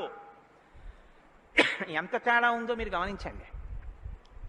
మనం ఏం చేస్తామంటే ఈ శరీరాన్ని పోషించి ఈ శరీరము వలన ఎన్ని సుఖములు పొందవచ్చో అన్ని సుఖములను పొందడానికి సాధనంగా దీన్ని వాడతాం. ఇది ఎందుకు అంటే దీంతో అబ్బో ఎన్ని రుచులు చూస్తాడో, దీనికి ఎన్ని స్పర్శ సుఖాలు ఇస్తాడో, దీంతో ఎన్ని వినకూడనివి వింటాడో, దీంతో ఎన్ని పీల్చకూడనివి పీలుస్తాడో. వాళ్ళేం చేస్తారంటే దీన్ని సాధనంగా చేసుకుని దీన్ని ఎలా వాడుకోవాలో అలా వాడుకుంటూ దీన్ని అడ్డు పెట్టుకుని దీని ద్వారా దేన్ని తెలుసుకున్న తర్వాత ఇది పడిపోయినా పర్వాలేదో అది తెలుసుకోవడానికి ఉపకరణంగా దీన్ని వాడుకుంటారు. ఏమిటో నువ్వు అలా అన్నావు కానీ ఆ మాట ఏం స్పష్టంగా లేదని మీరు అంటారు, నాకు తెలుసు. భగవాన్ రమణుల మాటల్లో చెప్తే మీకు స్పష్టంగా అర్థమవుతుంది. ఇప్పుడు నేను అన్న మాటకి తెలుసుకోవలసినది తెలుసుకునేంత వరకు దీన్ని ఉపకరణంగా వాడుకోవడం అంటే ఏమిటని అడిగారు రమణ మహర్షి. ఆయన అన్నారు, భోజనం చేశాక విస్తర అవతల పారేయడం. విస్తరని ఏం చేస్తారండి? బాదమాకులు తెచ్చి, చీపురు పుల్లలు తెచ్చి, సన్నగా చీల్చి ముక్కలు చేసి అన్నం తినేటప్పుడు ఊడిపోయి అన్నంలో కలిసిపోకుండా జాగ్రత్తగా కుట్టి ఆకు తెచ్చి వేసుకుని నీళ్లు జల్లి తుడిచి పదార్థాలు వేసుకుని అన్నమంతా తిని ఉత్తరాపోసనం పట్టిన తర్వాత అప్పుడు తీసుకెళ్లి ఆకు వీధిలో పెంటకుప్ప మీద పారేస్తారు. అంతేగాని ఆకు పుట్టింది ఎందుకు అంటే ఆకు కుట్టింది ఎందుకు అంటే చివరి పెంటకుప్ప మీద పారేయడమేనండి, అందుకు పారేస్తాం అంటారా? దేనికి వాడుకోవాలో దానికి జాగ్రత్తగా వాడుకుని ఆ ప్రయోజనం అయిపోయిన తరువాత పెంటకుప్ప మీద విస్తరాకుని పడేసినట్టు దీన్ని సాధనంగా చేసుకుని దీనిలో ఉండి దీనితో తరించి దీనిలో ఉండి దీని వలన బ్రహ్మం అంటే ఏమిటో తెలుసుకుని అనుభవంలోకి వచ్చిన తర్వాత ఇది పడిపోతున్నా ఇది నేను కాదన్న సత్యం ఎరుకలోకి రావడం వల్ల దీని మీద భ్రాంతి లేకుండా ఇది పడిపోతున్నా సాక్షిగా చూసి ఇది పడిపోయిన తర్వాత తాను ఒకటి ఏది మారని సత్యమో సత్యంగా నిలబడిపోవడాన్ని నిత్య నైమిత్తిక కర్మాచరణ చేత తాను పొందవలసిన స్థితిని పొందగలిగినటువంటి తపస్వాధ్యాయ నిరతుడు అని పిలుస్తారు. ఇప్పుడు నారదుడు అది అంటే ఇప్పుడు ఆయన సద్గురువు మహానుభావుడై ఉన్నాడు. నారం దదాతి ఇది నారద, ఆయన జ్ఞానం ఇస్తాడు. కాబట్టి ఇప్పుడు తపస్వాధ్యాయ నిరతం అటువంటి వారు ఎక్కడికి వచ్చారు? వాగ్విదాం వరం. ఆయన ఎటువంటి వాడు? వాగ్విద. వాక్ అంటే వేదం, వాక్ అంటే బ్రహ్మం, విదుడు అంటే తెలుసుకున్నవాడు. విద్దన్న ధాతువులోంచే వేదము అన్న మాట వచ్చింది. ఏది తెలుసుకున్న తర్వాత ఇంకొకటి తెలుసుకోక్కర్లేదో అది వేదం. ఇప్పుడు తెలుసుకోవడం ఒకెత్తు, తెలుసుకున్న దాన్ని అర్థమయ్యేటట్టు చెప్పగలిగిన ప్రజ్ఞ ఒకెత్తు. ఒక ఆయన తెలుసుకున్నాడు కానీ ఆయన చెప్పలేడు, ఆయన చెప్తే అయోమయంగా ఉంటుంది. ఒక ఆయన స్పష్టంగా చెప్పగలడు, తాను అనుభవించాడు, అనుభవించిన దాని వైపుకి మిమ్మల్ని తిప్పగలడు, ఈ ప్రజ్ఞ ఉన్నవాడు. కాబట్టి వాగ్విదాం వరహ, బ్రహ్మమును బాగా తెలుసుకున్న వాళ్ళల్లో శ్రేష్ఠుడైన వాడు తాను తెలుసుకుని శిష్యుల్ని ఉద్ధరించడం కోసం కిందికి దిగొచ్చి మాట్లాడగలిగినటువంటి ప్రజ్ఞ కలిగిన వాడు. ఇటువంటి వాగ్విదాంవరం నారదం. అటువంటి నారదుణ్ణి ఎవరు ప్రశ్నించారు? ఇప్పుడు అడిగినవాడు వాల్మీకి మహర్షి. ఆయన ఎటువంటి వారు? తపస్వి, తపస్సు చేస్తున్నవారు. తపస్సు అంటే నేను మీకు ఇందాక చెప్పాను, బ్రహ్మమును తెలుసుకోవాలని తాపత్రయంతో ఉన్నటువంటి వారు, భావన వ్యగ్రతతో ఉన్నవారు. ఈయన నారదుణ్ణి అడిగారు. ఏమని అడిగారు? అయ్యా మీరు వచ్చారు, చాలా సంతోషం అండి, నాకు ఏ ఆపదలు రాకుండా మా అబ్బాయికి ఉద్యోగం వచ్చేటట్టు, నాకు సంతోషంగా ఉండేటట్టు, మా ఆశ్రమంలో ఆవులన్నీ ఎప్పుడు పాలిచ్చేట్టు చూడండి అని అడగలేదు ఆయన. ఆయన ఒక చిత్రమైన ప్రశ్న ఒకటి వేశాడు. అది లోకంలో సాధారణంగా ఎవ్వరూ అడగని ప్రశ్న. అందుకని రామాయణం పుట్టింది, లేకపోతే రామాయణం పుట్టే అవకాశం లేదు. మీరు ఒకటి బాగా జ్ఞాపకం పెట్టుకోండి, జ్ఞానం ఎక్కడి నుంచి పుడుతుంది అంటే ప్రశ్న చక్కగా వెయ్యగలిగినటువంటి శిష్య ప్రజ్ఞలోంచి పుడుతుంది. నేను నారదం పరిపప్రచ్ఛ, పరిప్రశ్న చేశారు. ప్రశ్న అంటే అడగడం అండి. నేను ప్రశ్న వేశానండి అంటే అర్థం ఏమిటి? నేను మిమ్మల్ని అడిగాను అని. పరిప్రశ్న అంటే ఇది బాగా అర్థం చేసుకోవాలి. నారదుణ్ణి పట్టుకుని ఏదో అడిగేస్తే ఆయన ఏం చెప్పడలాగా, పరిప్రశ్న చేస్తే చెప్పాడు ఆయన. పరిప్రశ్న అంటే, ప్రశ్న అంటే అడగడం, పరి అంటే, పరి అన్న మాట ముందు కలిపారు మహర్షి. పరి అంటే బాగా జ్ఞాపకం పెట్టుకోండి. ఇప్పుడు నేను ఎవరిని అడుగుతున్నానో ఆ మహానుభావుడు నోరు విప్పి చెప్పినటువంటి మాట త్రికాలముల యందు సత్యమే. ఆయన చెప్పిన మాట మీద నాకు అవిశ్వాసం అన్న మాట ఉండక్కర్లేదు. ఆయన అన్నారు అంటే అది జరిగి తీరుతుందంతే. ఆయన చెప్పింది చేస్తే ఆ ఫలితం వస్తుందంతే. ఆయనటువంటి శక్తివంతుడు. ఈ నమ్మకం మీకు ఉండి అడగడం మొదలు పెడితే శ్రద్ధ, పరిప్రశ్నకి ముందేముంటుందో తెలుసా అండి? శ్రద్ధ ఉంటుంది. శ్రద్ధ లేకుండా వినయం ఎలా వస్తుందండి? మీరు నాకు చెప్పండి. ఇప్పుడు నేను ఒక ఆయన దగ్గరికి వెళ్ళి ఇలా అయ్యా నమస్కారం అండి అని ఇలా ప్రణిపాతం చేసి నేల మీద పడి ఎంతో ఇదిగా 2 చేతులు ఇలా చాపి అయ్యా మీరు నాకు దయచేసి అనుగ్రహించి ఇది చెప్పాలని ఎందుకు అడుగుతాను? ఆయన శక్తివంతుడని నేను నమ్మితేను. వీడి మొహం వీడికేం వచ్చు అనుకున్నాను అనుకో, నేను నీకేం తెలిసాడో అంటాం అంతే. పరిప్రశ్న చేస్తారేంటి? వినయం ఎప్పుడు ఉంటుంది? ఆయన శక్తివంతుడని తెలిస్తే వినయం ఉంటుంది. ఆయన శక్తివంతుడని మీరు నమ్మడాన్ని శాస్త్రంలో ఏమంటారో తెలుసా అండి? శ్రద్ధ అని పిలుస్తారు. శంకరాచార్యులు వారు భాష్యం చేస్తూ శ్రద్ధ అన్న మాట గురించి ఒక మాట చెప్పారు. శాస్త్రస్య గురువాక్యస్య సత్యబుద్ధ్యావధారణ సా శ్రద్ధా కదితా సిద్ధి యా వస్తూపలభ్యతే. శ్రద్ధ అన్న మాటకు అర్థం ఏమిటంటే శాస్త్రము చెప్పినా గురువుగారు చెప్పినా అది పరమ సత్యము, ఇక దానికి తిరుగులేదు, అది కాని పాటిస్తే మనకి ఫలితము వచ్చి తీరుతుందని నమ్మడమే శ్రద్ధ అని పేరు. ఆ శ్రద్ధ ఎక్కడుందో దానిలోంచి వినయం వస్తుంది. అప్పుడు గురువుగారిని చూసి వంగి వంగి వంగి వంగి నమస్కరించి మాట్లాడతావు. ఎందుకు మాట్లాడాలి? ఆయన ఏం చేతకాకో మాట్లాడకపోతే ఆనందించలేని వాడో కాడు. ఆయన ఒక్కడు తనలో తాను ఆనందించగలడు. మరి ఇప్పుడు ఎందుకు మాట్లాడుతున్నాడు? నీ కొరకు మాట్లాడుతున్నాడు. ఆయన త్యాగం చేశాడు. ఆయన కంఠానికి శోష కలిగింది, అంటే బాధ కలిగింది. ఆయన ఊపిరికి ఘర్షణ కలిగింది. ఆయన శరీరానికి చెమట పట్టింది. దేని కొరకు? నీ కొరకు. ఆయన నీ కొరకు మాట్లాడుతున్నాడు. ఇది గుర్తిస్తే వినయం. ఈ త్యాగానికి నేనేమి ఇవ్వగలను ఆయనకి? ఈ కృతజ్ఞతాభావంతో నువ్వు నిలబడగలిగితే, అలా నువ్వు ప్రశ్నించగలిగితే పరిప్రశ్న అంటారు. ఇప్పుడు నారదం పరిపప్రచ్ఛ ఇలా ప్రశ్న వేశాడు తప్ప ఏదో ప్రశ్న వేస్తే రామాయణం వచ్చిందని మీరు అనుకోకండి. పరిప్రశ్న చేస్తే రామాయణం వచ్చింది. ఇప్పటి వరకు నారదుడు ఏం మాట్లాడలేదు, మీరు బాగా గమనించండి. వచ్చాడంతే. లోపలికి వచ్చారు, వాల్మీకి మహర్షి చూశారు, అర్ఘ్యపాద్యాదులు ఇచ్చారు, కూర్చోబెట్టారు. ఇప్పుడు పరిప్రశ్న చేస్తున్నారు. ఏ ప్రశ్న వేస్తే అసలు రామాయణం గురించి చెప్పారు ఆయన? వాల్మీకి మహర్షి అడిగిన ప్రశ్న ఏమిటంటే ఆయన్ని, కోన్వస్మిన్ సాంప్రదం లోకే గుణవాన్ కస్య వీర్యవాన్ ధర్మజ్ఞశ్చ కృతజ్ఞశ్చ సత్యవాక్యో దృఢవ్రతః చారిత్రేణ చ కోయుక్తః సర్వభూతేషు కోహితః విద్వాన్ కః కస్సమర్థశ్చ కస్యైక ప్రియదర్శనః ఆత్మవాన్ కో జితక్రోధో ద్యుతిమాన్ కో ననసూయకః కస్య బిభ్యతి దేవాశ్చ జాతరోషస్య సంయుగే. 16 గుణములు అడిగాడు ఆయన. ఈ 16 గుణములు పరిపూర్ణముగా ఉన్నటువంటి ఒక మానవుడు ఈ లోకంలో ఈ కాలంలో నేను ఉన్న రోజుల్లోనే, నేను ఇప్పుడు శరీరంతో తిరుగుతుండగా నా మాంసనేత్రంతో చూడడానికి వీలుగా ఎక్కడైనా ఎవరైనా ఉన్నారా అని అడిగాడు. అంటే అలాంటి వారే ఉన్నారు. ఆయన భార్యయే తన ఆశ్రమంలో ఉంది. ఇది తెలుసా వాల్మీకి? తెలియదని చెప్పవలసి ఉంటుంది. మరి ఇప్పుడు ఎందుకు వచ్చింది ఈ ప్రశ్న ఆయన నోటి వెంట? అమ్మవారు వచ్చింది కాబట్టి వచ్చింది. అమ్మవారు ఎందుకు వచ్చింది? అసలు రహస్యం ఏమిటంటే, రామాయణం లోకానికి అందాలంటే సీతమ్మ యొక్క సేవాభాగ్యం వాల్మీకి లభించాలి. సీతమ్మ సేవాభాగ్యమే శారదాదేవి సేవాభాగ్యం. అది అందితే నోటి వెంట ఈ ప్రశ్న వచ్చింది. నోటి వెంట ఒక్క ప్రశ్న వస్తే యుగాలు మారిపోయినా మనుష్యుడిగా పుట్టిన ప్రతివాణ్ణి తరింపచేయగలిగిన ఒక ఆది కావ్యం ఆయన నోటి వెంట వచ్చింది. ఇది రావడానికి ముందు సీతమ్మ రావాలి. అందుకని ముందు సీతమ్మ వచ్చేసింది ఆశ్రమానికి. వచ్చి అక్కడ కూర్చుంది. ఆ రామాయణాన్ని ప్రచారం చెయ్యగలిగిన యోగ్యమైన శిష్యుల్ని కూడా సీతమ్మే వాల్మీకి ఇచ్చింది లవకుశల రూపంలో. ఇది వాల్మీకిని సీతమ్మ తరింపచేసిన తీరు మీరు జాగ్రత్తగా గమనించగలిగితే, వాల్మీకి తరించడానికి మొదటి కారణం సీతమ్మే. అందుకే ఆయన అన్నారు, నేను చెప్పిన రామాయణానికి పేరేమిటో తెలుసా? సీతాయాశ్చరితం మహత్ అన్నారు. అది సీతమ్మ చరిత్ర అన్నారు. తల్లి ఎంత గొప్ప తల్లో మీరు ఆలోచించండి. అందుకే సీతమ్మ ఒకరు, శారదమ్మ ఒకరా? కాదు. సీతమ్మే శారదమ్మ.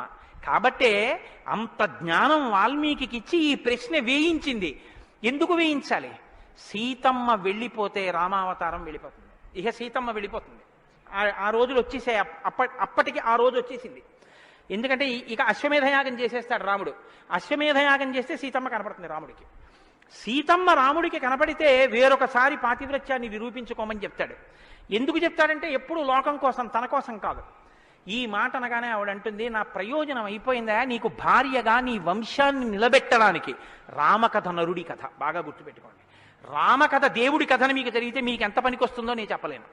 రామకథ నరుడి కథని మీరు వినండి, మీకు పనికొస్తుంది. అందుకే సీతమ్మ ఈ మాట అంది, నేను ఎందుకు వచ్చానో తెలుసా నీ పక్కకి? నీ వంశం తరించాలి. నీ వంశం తరించాలంటే నీకు పితృరుణం తీరాలి. పితృరుణం తీరాలంటే నీకు బిడ్డలు కనాలి. నీకు బిడ్డలు పుట్టాలి అంటే నా సహకారం ఉండాలి. నేను నా శరీరాన్ని త్యాగం చేస్తే నా కడుపులో ఉన్న బిడ్డలు కూడా పోతారు. పోతే నీకు పితృరుణం తీరదు. నువ్వు ఏకపత్ని వృతుడవు. ఇంకొక బిడ్డని, ఇంకొక ఆడదాన్ని స్వీకరించవు. నీ వంశం ఆగిపోతుంది. నా కారణంగా నీ వంశం ఆగకూడదు. నీ వంశం కొనసాగడానికి నీకు బిడ్డల్ని ఇచ్చాను. నా ప్రయోజనం అయిపోయింది. నేను వెళ్ళిపోతున్నానని భూమిలోకి వెళ్ళిపోయింది ఆవిడ. ఆవిడ వెళ్ళిపోయిన తర్వాత ఇక రామావతారం లేదు. సరయూ నదిలో ప్రవేశించి రామావతారం కూడా పూర్తయిపోయింది. ఇప్పుడు రామావతారం పూర్తయిపోకముందే సీతమ్మ రామాయణం పలికించాలి వాల్మీకితో. పలికించాలంటే ఈ సన్నివేశాన్ని సృష్టించాలి. నారదుణ్ణి పిలిపించింది ఆవిడ. కాబట్టి వచ్చాడు మహానుభావుడు. వస్తే ఆయన ఈ ప్రశ్న అడిగాడు. ఇప్పుడింత ఆర్తితో ఈ ప్రశ్న అనుకోకుండా నోటి వెంట వస్తే తప్ప రామాయణ కథ ప్రారంభం కాదు. అందుకని అడిగాడు, కోన్వస్మిన్ సాంప్రతంలోకే గుణవాన్ కస్య వీర్యవాన్. ఈ కాలంలో నారద మహర్షి ఇప్పుడు నేను చూడడానికి వీలుగా నేను అడిగిన మహానుభావుడు ఎవరైనా ఉన్నాడా? ఎవరు? 16 గుణములున్నవాడై ఉండాలి. గుణమన్న మాటకు అర్థం ఏమిటి? తాను గురుముఖత నేర్చుకున్నటువంటి విద్య ఏ కాలమునందు ప్రవర్తనలో ఎలా ప్రకాశించాలో అలా ప్రకాశిస్తే అది గుణముగా కనపడుతుంది. మా గురువు గారు నన్ను, నాయనా ఒరే కోటేశ్వరరావు, గోవులకు సేవ చెయ్యరా అని చెప్పారనుకోండి. నేను అలా గుళ్ళోకి వెళ్ళిపోతున్నాను. ఓ అరడజన అరటిపళ్ళు పట్టుకుని దేవాలయంలోకి వెడుతున్నాను. ఒక ఆవు నా వంక చూసి ఇలా ఇలా ఇలా ఇలా నోరు చాపింది. నేను ఆ ఆవుని దవడ మీద ఒక్క దెబ్బ కొట్టి గుళ్ళోకి వెళ్ళాను. మా గురువుగారు సంతోషించచ్చా? మా గురువుగారు చెప్పారు, రే పరాశక్తికి ఆవుకి తేడా లేదురా అని చెప్పారు. ఇప్పుడు నేనేం చెప్పాలి? నేను లోపలికి వెళ్ళి అర్చకుడికి ఇస్తే నివేదన చేస్తాడు. ఇక్కడో నా తల్లి ఎదురొచ్చి నా దగ్గర ప్రత్యక్షంగా తింటానని అడుగుతోంది. అమ్మ ఏమి భాగ్యం, అక్కడ ఇంకా తొక్క తీసి పెట్టాలి, ఇక్కడ తొక్కతో తినడానికి సిద్ధంగా ఉన్నావు. నా చేత్తో పెట్టుకుంటాను. 2 చెప్పులు ఇప్పి గభాల్లో 2 అరటిపళ్ళు నేను పెట్టాలి. పెడితే నేను గురువాక్యాన్ని అనుష్ఠానంలోకి తెచ్చుకున్నవాడిని. ఇప్పుడు గుణముగా ప్రకాశిస్తుంది. కోటేశ్వరరావు గారండే వాళ్ళ గురువు గారు చెప్పింది గుర్తు పెట్టుకుని ఆవుకి 2 అరటిపళ్ళు పెట్టాడు. అదో గుణం. అంటే నేను నా గురించి చెప్పుకుంటున్నాను అనుకోకండి. నేనే అటువంటి పుణ్యకార్యాలు చేసిన వాడిని కాదు మహాప్రభు. ఏదో ఉదాహరణకి చెప్పానంతే. అదే స్వకర్ష కోసం చెప్పిన వాడిని కాదు. కాబట్టి గుణము అంటే విన్నది, చదువుకున్నది, ప్రవర్తనయందు ఆ సందర్భంలో ప్రకటనమైతే, ప్రకాశిస్తే గుణం అవుతుంది. అలా ఉన్నాయా ఎవరికైనా? అలా ఉన్నవాడు ఉన్నాడా? గురువుగారి దగ్గర నేర్చుకున్నవి అనుష్ఠానంలోకి వచ్చేటప్పటికి గురువు ఏం చెప్పారో అలా ప్రవర్తించిన వాడు ఉన్నాడా? మీరు ఇలా వినండి రామాయణాన్ని. ఇంక తర్వాత కోన్వస్మిన్ సంప్రదంలోకే ఎప్పుడో కాదు వామనమూర్తి ఉన్నారు, నరసింహావతారం ఉందని చెప్పకు. ఇప్పుడున్నాడా? ఇది వాల్మీకి ప్రశ్న. కోన్వస్మిన్ సంప్రదంలోకే గుణవాన్ కస్య వీర్యవాన్. వీర్యవాన్ అంటే వీర్యవంతుడు ఉన్నాడా? వీర్యవంతుడంటే ఎటువంటి యుద్ధం వచ్చినా చెక్కు చెదరకుండా తానుగా నిలబడి తనలో ఏ మార్పు లేకుండా బయట మార్పు తేగలిగిన వాడు, ఎంతమందినైనా పడగొట్టగలిగిన వాడు. అటువంటి వాడు ఉన్నాడా? ఉంటే వీర్యవాన్. కోన్వస్మిన్ సంప్రదంలోకే గుణవాన్ కస్య వీర్యవాన్ ధర్మజ్ఞస్య. ధర్మం తెలుసుకున్నవాడు ఉన్నాడా? ధర్మం తెలియడం అంటే మీరు బాగా గుర్తుపెట్టుకోండి ఒకటి. ధర్మం తెలియడం అంటే ఏమిటో తెలుసా అండి? అధర్మం కూడా తెలియడం. ధర్మమే తెలిస్తే పూర్ణత్వం కాదు. ధర్మం తెలియడం అంటే అధర్మం కూడా తెలియడం. ఏది చెయ్యాలో తెలియడం అంటే ఏది చెయ్యకూడదో కూడా తెలియడం. మీరు కొంచెం ఆలోచించండి. నేను మాట అనేసి వదిలేస్తాను. ఇప్పుడు మీరు జవాబు చెప్పక్కర్లేదు. చెయ్యమన్నది చెయ్యడం తేలిక, చెయ్యొద్దన్నది వదిలేయడం తేలిక. చెయ్యొద్దన్నది వదిలేయడమే చాలా కష్టం. మీరు చూడండి, నేను మంత్రం ఇస్తాను 11 మార్లు చెయ్యండి రోజు, ఒక్క మాట కూడా మీకు కోతి గుర్తు రాకూడదన్నాను అనుకోండి, అలా చేయగలరా? ఇది వద్దు అని ఏదంటామో అదే చేయబుద్ధి వేస్తుంది.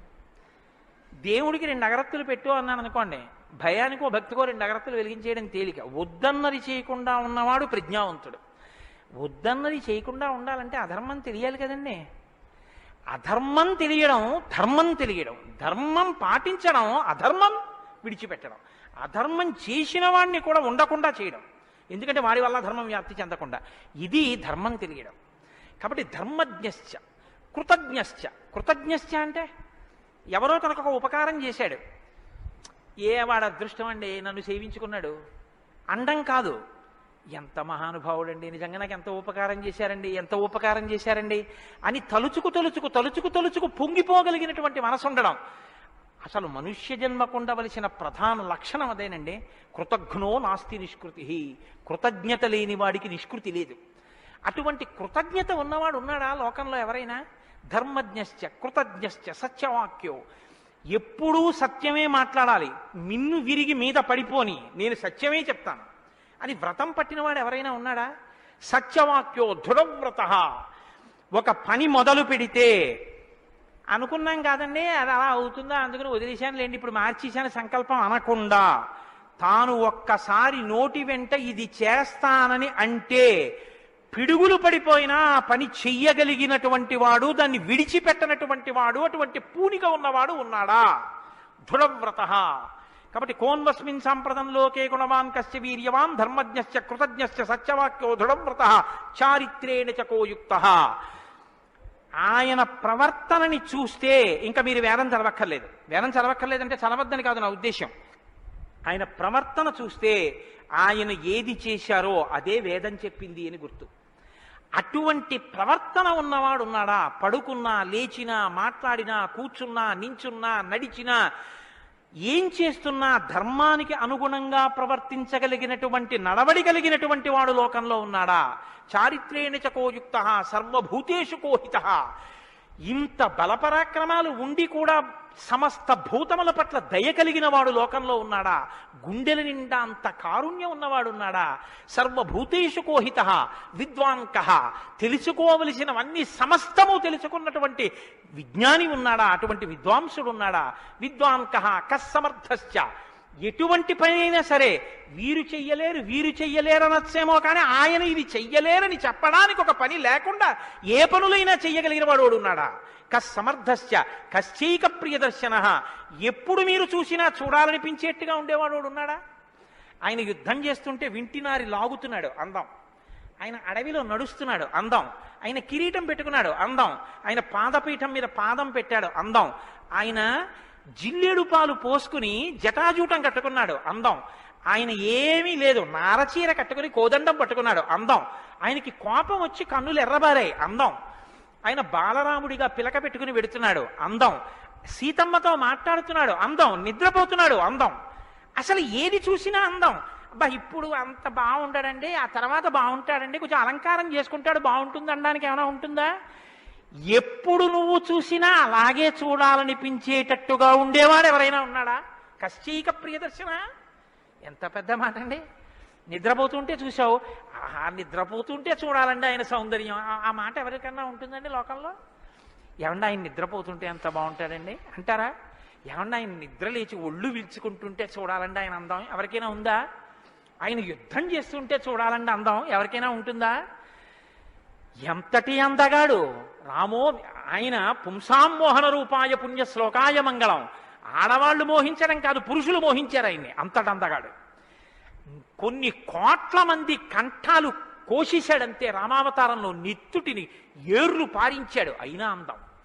ఈ భుజాలు అందం, గడ్డం అందం, చెక్కిళ్ళు అందం, ఆ ఆజానుబాహు వరవింద దళాయతాక్షం, ఆ కళ్ళందం, ఆ కనుబమలందం, ఆ ముక్కందం, ఆ మూచందం, ఆ గడ్డం అందం, ఆ కంఠం అందం, అన్నీ అందం. అందమే రాముడు, రాముడే అందం, రాముడే అభిరాముడు.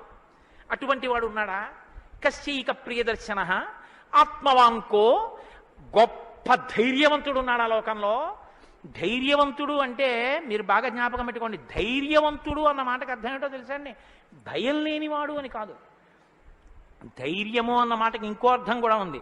ధైర్యము అంటే తాను ఏ పని మీద బయలుదేరాడో ఆ పనికి అనుగుణమైనటువంటి సంభారములను మాత్రమే దగ్గరుంచుకుని ఆ పని మీద మాత్రమే దృష్టి పెట్టి ఆ పనిని పాడు చేసేటటువంటి ఏ ఇతర ఆకర్షణీయమైనటువంటి వ్యవహారమైనా త్రోసి రాజని విడిచిపెట్టగలిగినటువంటి పూనిక ఉన్నవాడున్నాడా?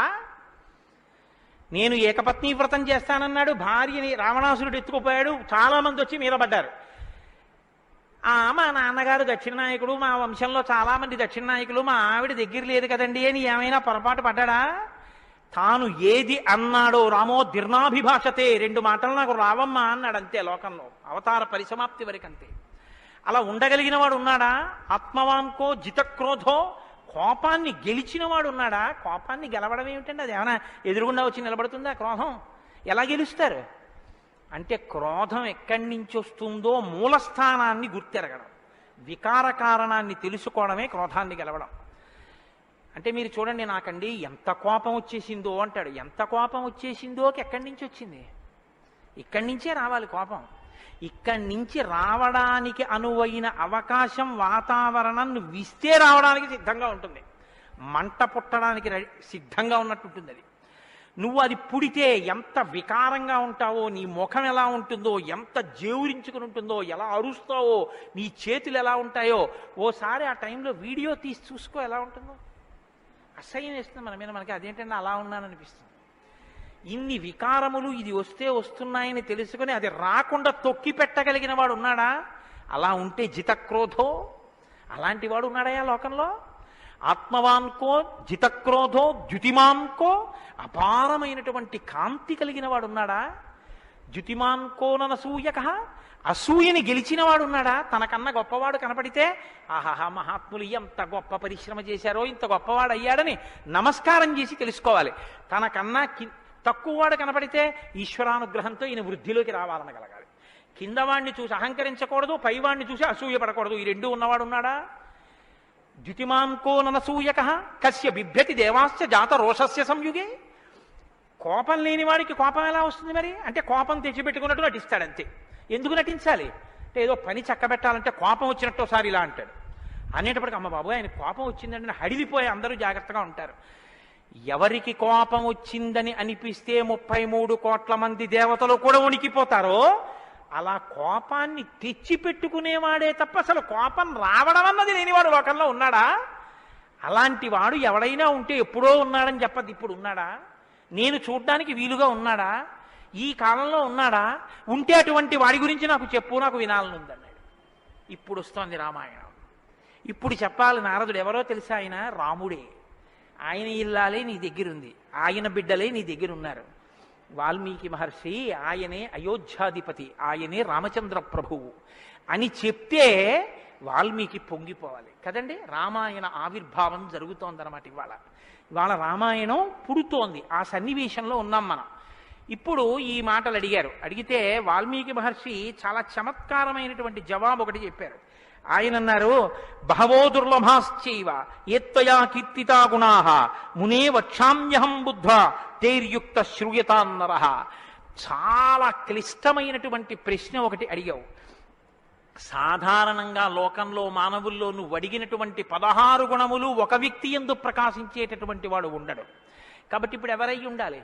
నరోత్తముడై ఉండాలి, సాక్షాత్ శ్రీ మహావిష్ణువై ఉండాలి. అటువంటి వాడే కాని నరుడిగానే ఉన్నాడు ఇప్పుడు. ఆయన విష్ణు అంటే ఆయనే అంగీకరించాడు. ఆయన నేను నరుణ్ణి అంటాడు, నేను దాశరథిని అంటాడు, నేను దశరథ మహారాజు కొడుకునయ్యా అంటాడు. నరుడిగా ఈ లోకంలో తిరుగుతున్నవాడు ఉన్నాడు. అటువంటి వాడి గురించి చెప్తాను, జాగ్రత్తగా వినన్నాడు. ఇది సంక్షేప రామాయణం. 100 శ్లోకాలతో ఇక్కడ ప్రతిరోజు సంక్షేప రామాయణం జరుగుతోంది అని అన్నారే. సంక్షేప రామాయణాన్ని పెద్దలు సంప్రదాయంలో ఏమని పిలుస్తారో తెలుసా అండి? మాలామంత్రము అని పిలుస్తారు.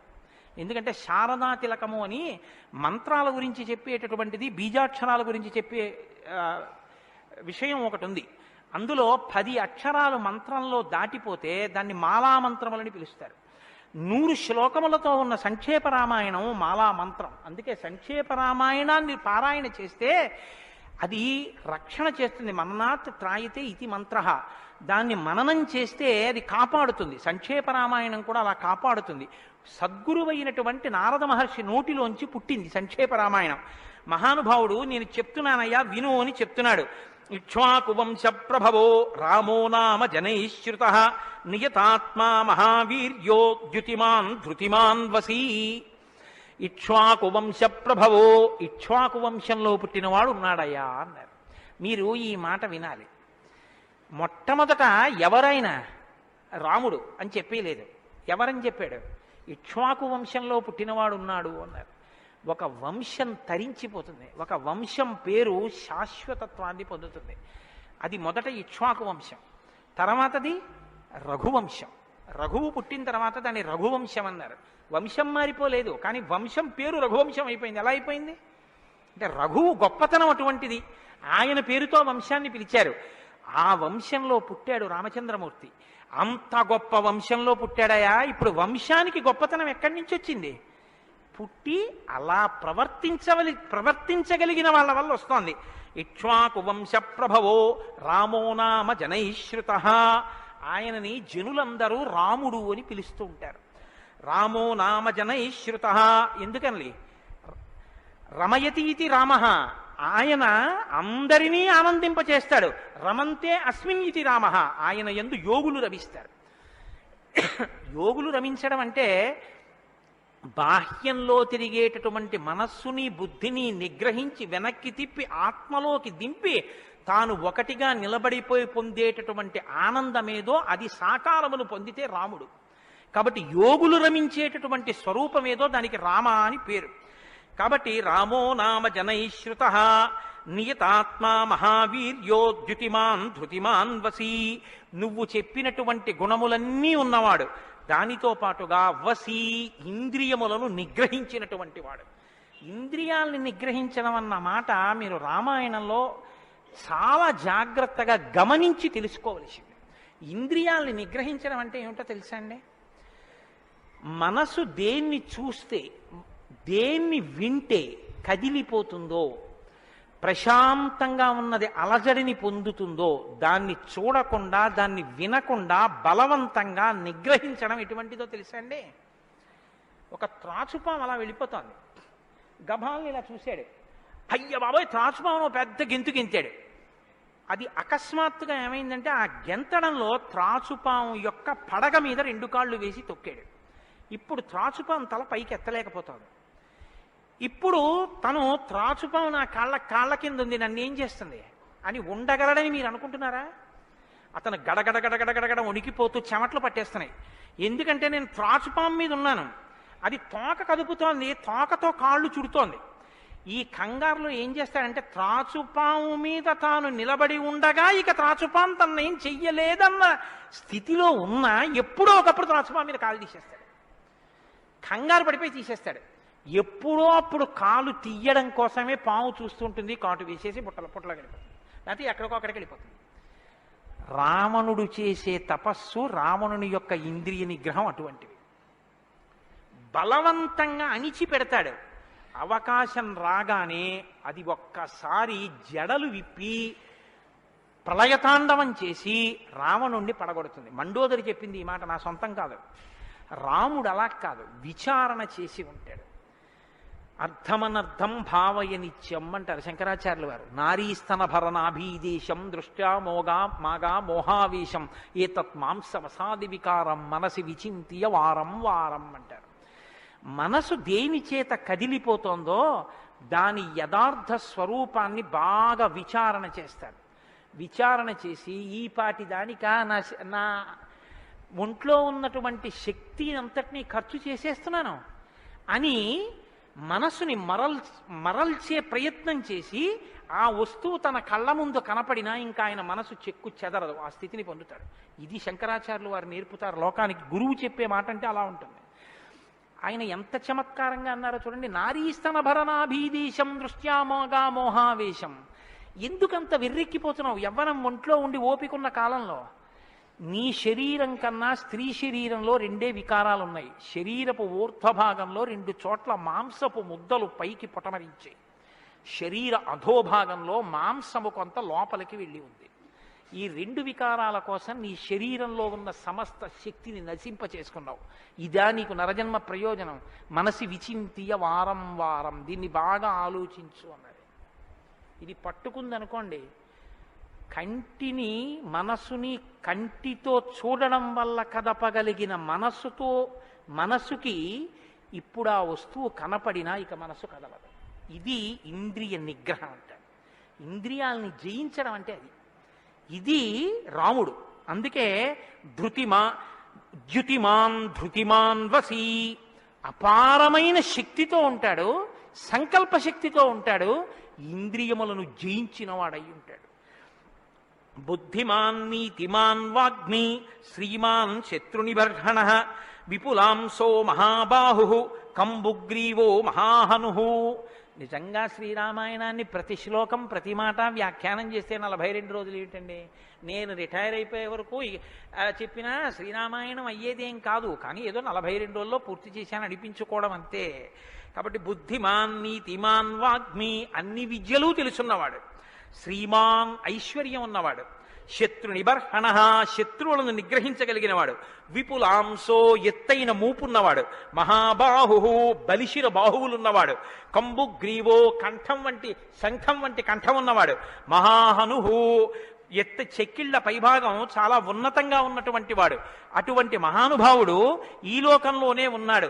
ప్రజాపతి సమశ్రీమాం ధాతా రిపునిషూదన రక్షితా జీవలోకస్య ధర్మస్య పరిరక్షిత రక్షితా స్వస్య ధర్మస్య స్వజనస్య చ రక్షిత వేదాంగతత్వజ్ఞో ధనుర్వేదే చ నిష్ఠితః. ఎంత గొప్పగా మాట్లాడారండి నారద మహర్షి. నిజంగా ప్రజాపతి సమశ్రీమాన్, ఈ ప్రపంచాన్నంతటినీ పోషించగలిగినటువంటి వాడు, సాక్షాత్ శ్రీ మహావిష్ణువు. ధాతా రిపునిషూదన శత్రువులను నిగ్రహించగలిగిన వాడు, రక్షితా జీవలోకస్య ఈ లోకాలన్నింటినీ రక్షించగలిగిన వాడు, ధర్మస్య పరిరక్షిత ధర్మాన్ని రక్షించేటటువంటి వాడు. ధర్మాన్ని రక్షిస్తాడు కాబట్టి అధర్మాన్ని నిగ్రహిస్తాడు కూడా. ధర్మస్య పరిరక్షిత రక్షిత స్వస్య ధర్మస్య, తన ధర్మాన్ని తాను రక్షించుకుంటాడు. రక్షిత స్వస్య ధర్మస్య స్వజనస్య చ రక్షిత, అందరినీ రక్షిస్తే మరి స్వజనులు ఎవరు అంటే ఆయననే నమ్ముకుని ఉన్న వాళ్ళెవరో ఆ వారి రక్షణ యందు మరింత అప్రమత్తంగా ఉండేటటువంటి స్వరూపం ఉన్నటువంటి వాడు.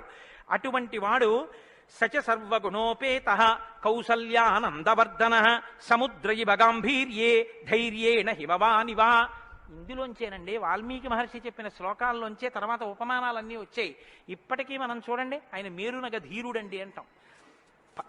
ఆయన్ని పోల్చి చెప్పేటప్పుడు హిమవత్ పర్వతము వంటి వాడు, సముద్రము వంటి గాంభీర్యం ఉన్నవాడు అని చెప్పారు నారద మహర్షి. సముద్రం చూడండి ఎంత గంభీరంగా ఉంటుందో. సముద్రం కడుపులో ముత్యాలు, రత్నాలు, వజ్రాలు ఇన్నుంటాయి. ఇన్ని ఉన్నా కప్పి ఉంచుతుంది. సముద్రంలో బడబాగ్ని ఉంటుంది, కానీ తాను మాత్రం చల్లగా ఉంటుంది. సముద్రం ఒడ్డుకొస్తుంది, వచ్చి మీ కాళ్ళు తాను కడుగుతుంది. చేతకానిది ఎదురొచ్చి మీ కాళ్ళు కడిగిందని మీరు ధూర్తతనంతో లోపలికెడితే మిమ్మల్ని తనలో కలుపుకుంటుంది. ఎదురొచ్చి మీ దగ్గరికి వస్తోంది కదా అని మీ కాలి చెప్పు తీసి అందులో వేస్తే తీసుకొచ్చి అవతల బారేస్తుంది ఒడ్డున. ఇది సముద్రం యొక్క గాంభీర్యం. తాను ఉప్పు కయ్యగా ఉంటుంది, పర్వదిన స్నానానికి పనికొస్తుంది. ఇన్నిటిని కప్పిపుచ్చి నిలబడగలిగినటువంటి స్వరూపం సముద్రం. కడుపులో బడబాగ్ని ఉన్న, సీతాపహరణమే జరిగిన, తండ్రే మరణించిన, రాజ్యమే పోయిన, అరణ్యంలో తిరిగిన, జుట్టు తీసేసిన, జిల్లేడు పాలు పోసుకుని ఆఖరికి ఆ జటలు కట్టుకున్న, నారచీర కట్టుకున్న, పాదాలకి చెప్పులే లేకపోయినా, అగ్నిహోత్రాన్ని చంకన తగిలించుకున్న, అడవిలో మృగాన్ని బాణం పెట్టి కొట్టి చర్మం ఒలిచి మాంసం తీసి తెచ్చి సీతమ్మ వండితే తప్ప తినలేని స్థితిలో రాజారాముడైనటువంటి వాడు బ్రతకవలసి వచ్చిన తెల్లవారుజామున 4 గంటల సమయంలో దాహమేస్తున్న ఏనుగు నదిలో తొండం పెట్టి నీళ్లు తాగడానికి కూడా భయపడినంత చలికాలంలో కూడా వెళ్ళి స్నానం చెయ్యగలిగిన మొనగాడు. ఇన్ని కష్టాలు కడుపులో పెట్టుకుని కూడా పైకి చెక్కు చెదరకుండా ఉండగలిగినటువంటి గంభీరమూర్తి ఆయన యా రాముడంటే అన్నాడు నారదుడు. కాబట్టి సముద్రయివ గాంభీర్యే ధైర్యేణ హిమవానివా, ధైర్యంలో హిమవత్ పర్వతం వంటివాడు. పర్వతాన్ని చూడండి, వర్షధారల చేత కొట్టబడుతుంది, పిడుగులు పడిపోతాయి. ఆ పర్వతం మీదే చెట్లు పెరుగుతాయి.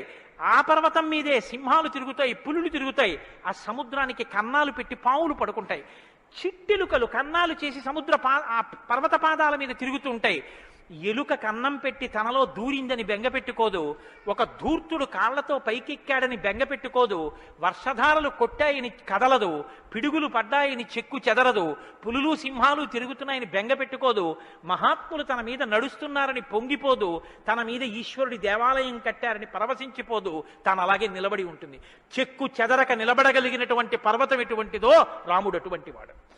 ఇది నారదుడు ఒక నరుడిగా ఆయన కొన్న లక్షణాలు చెప్తున్నాడు.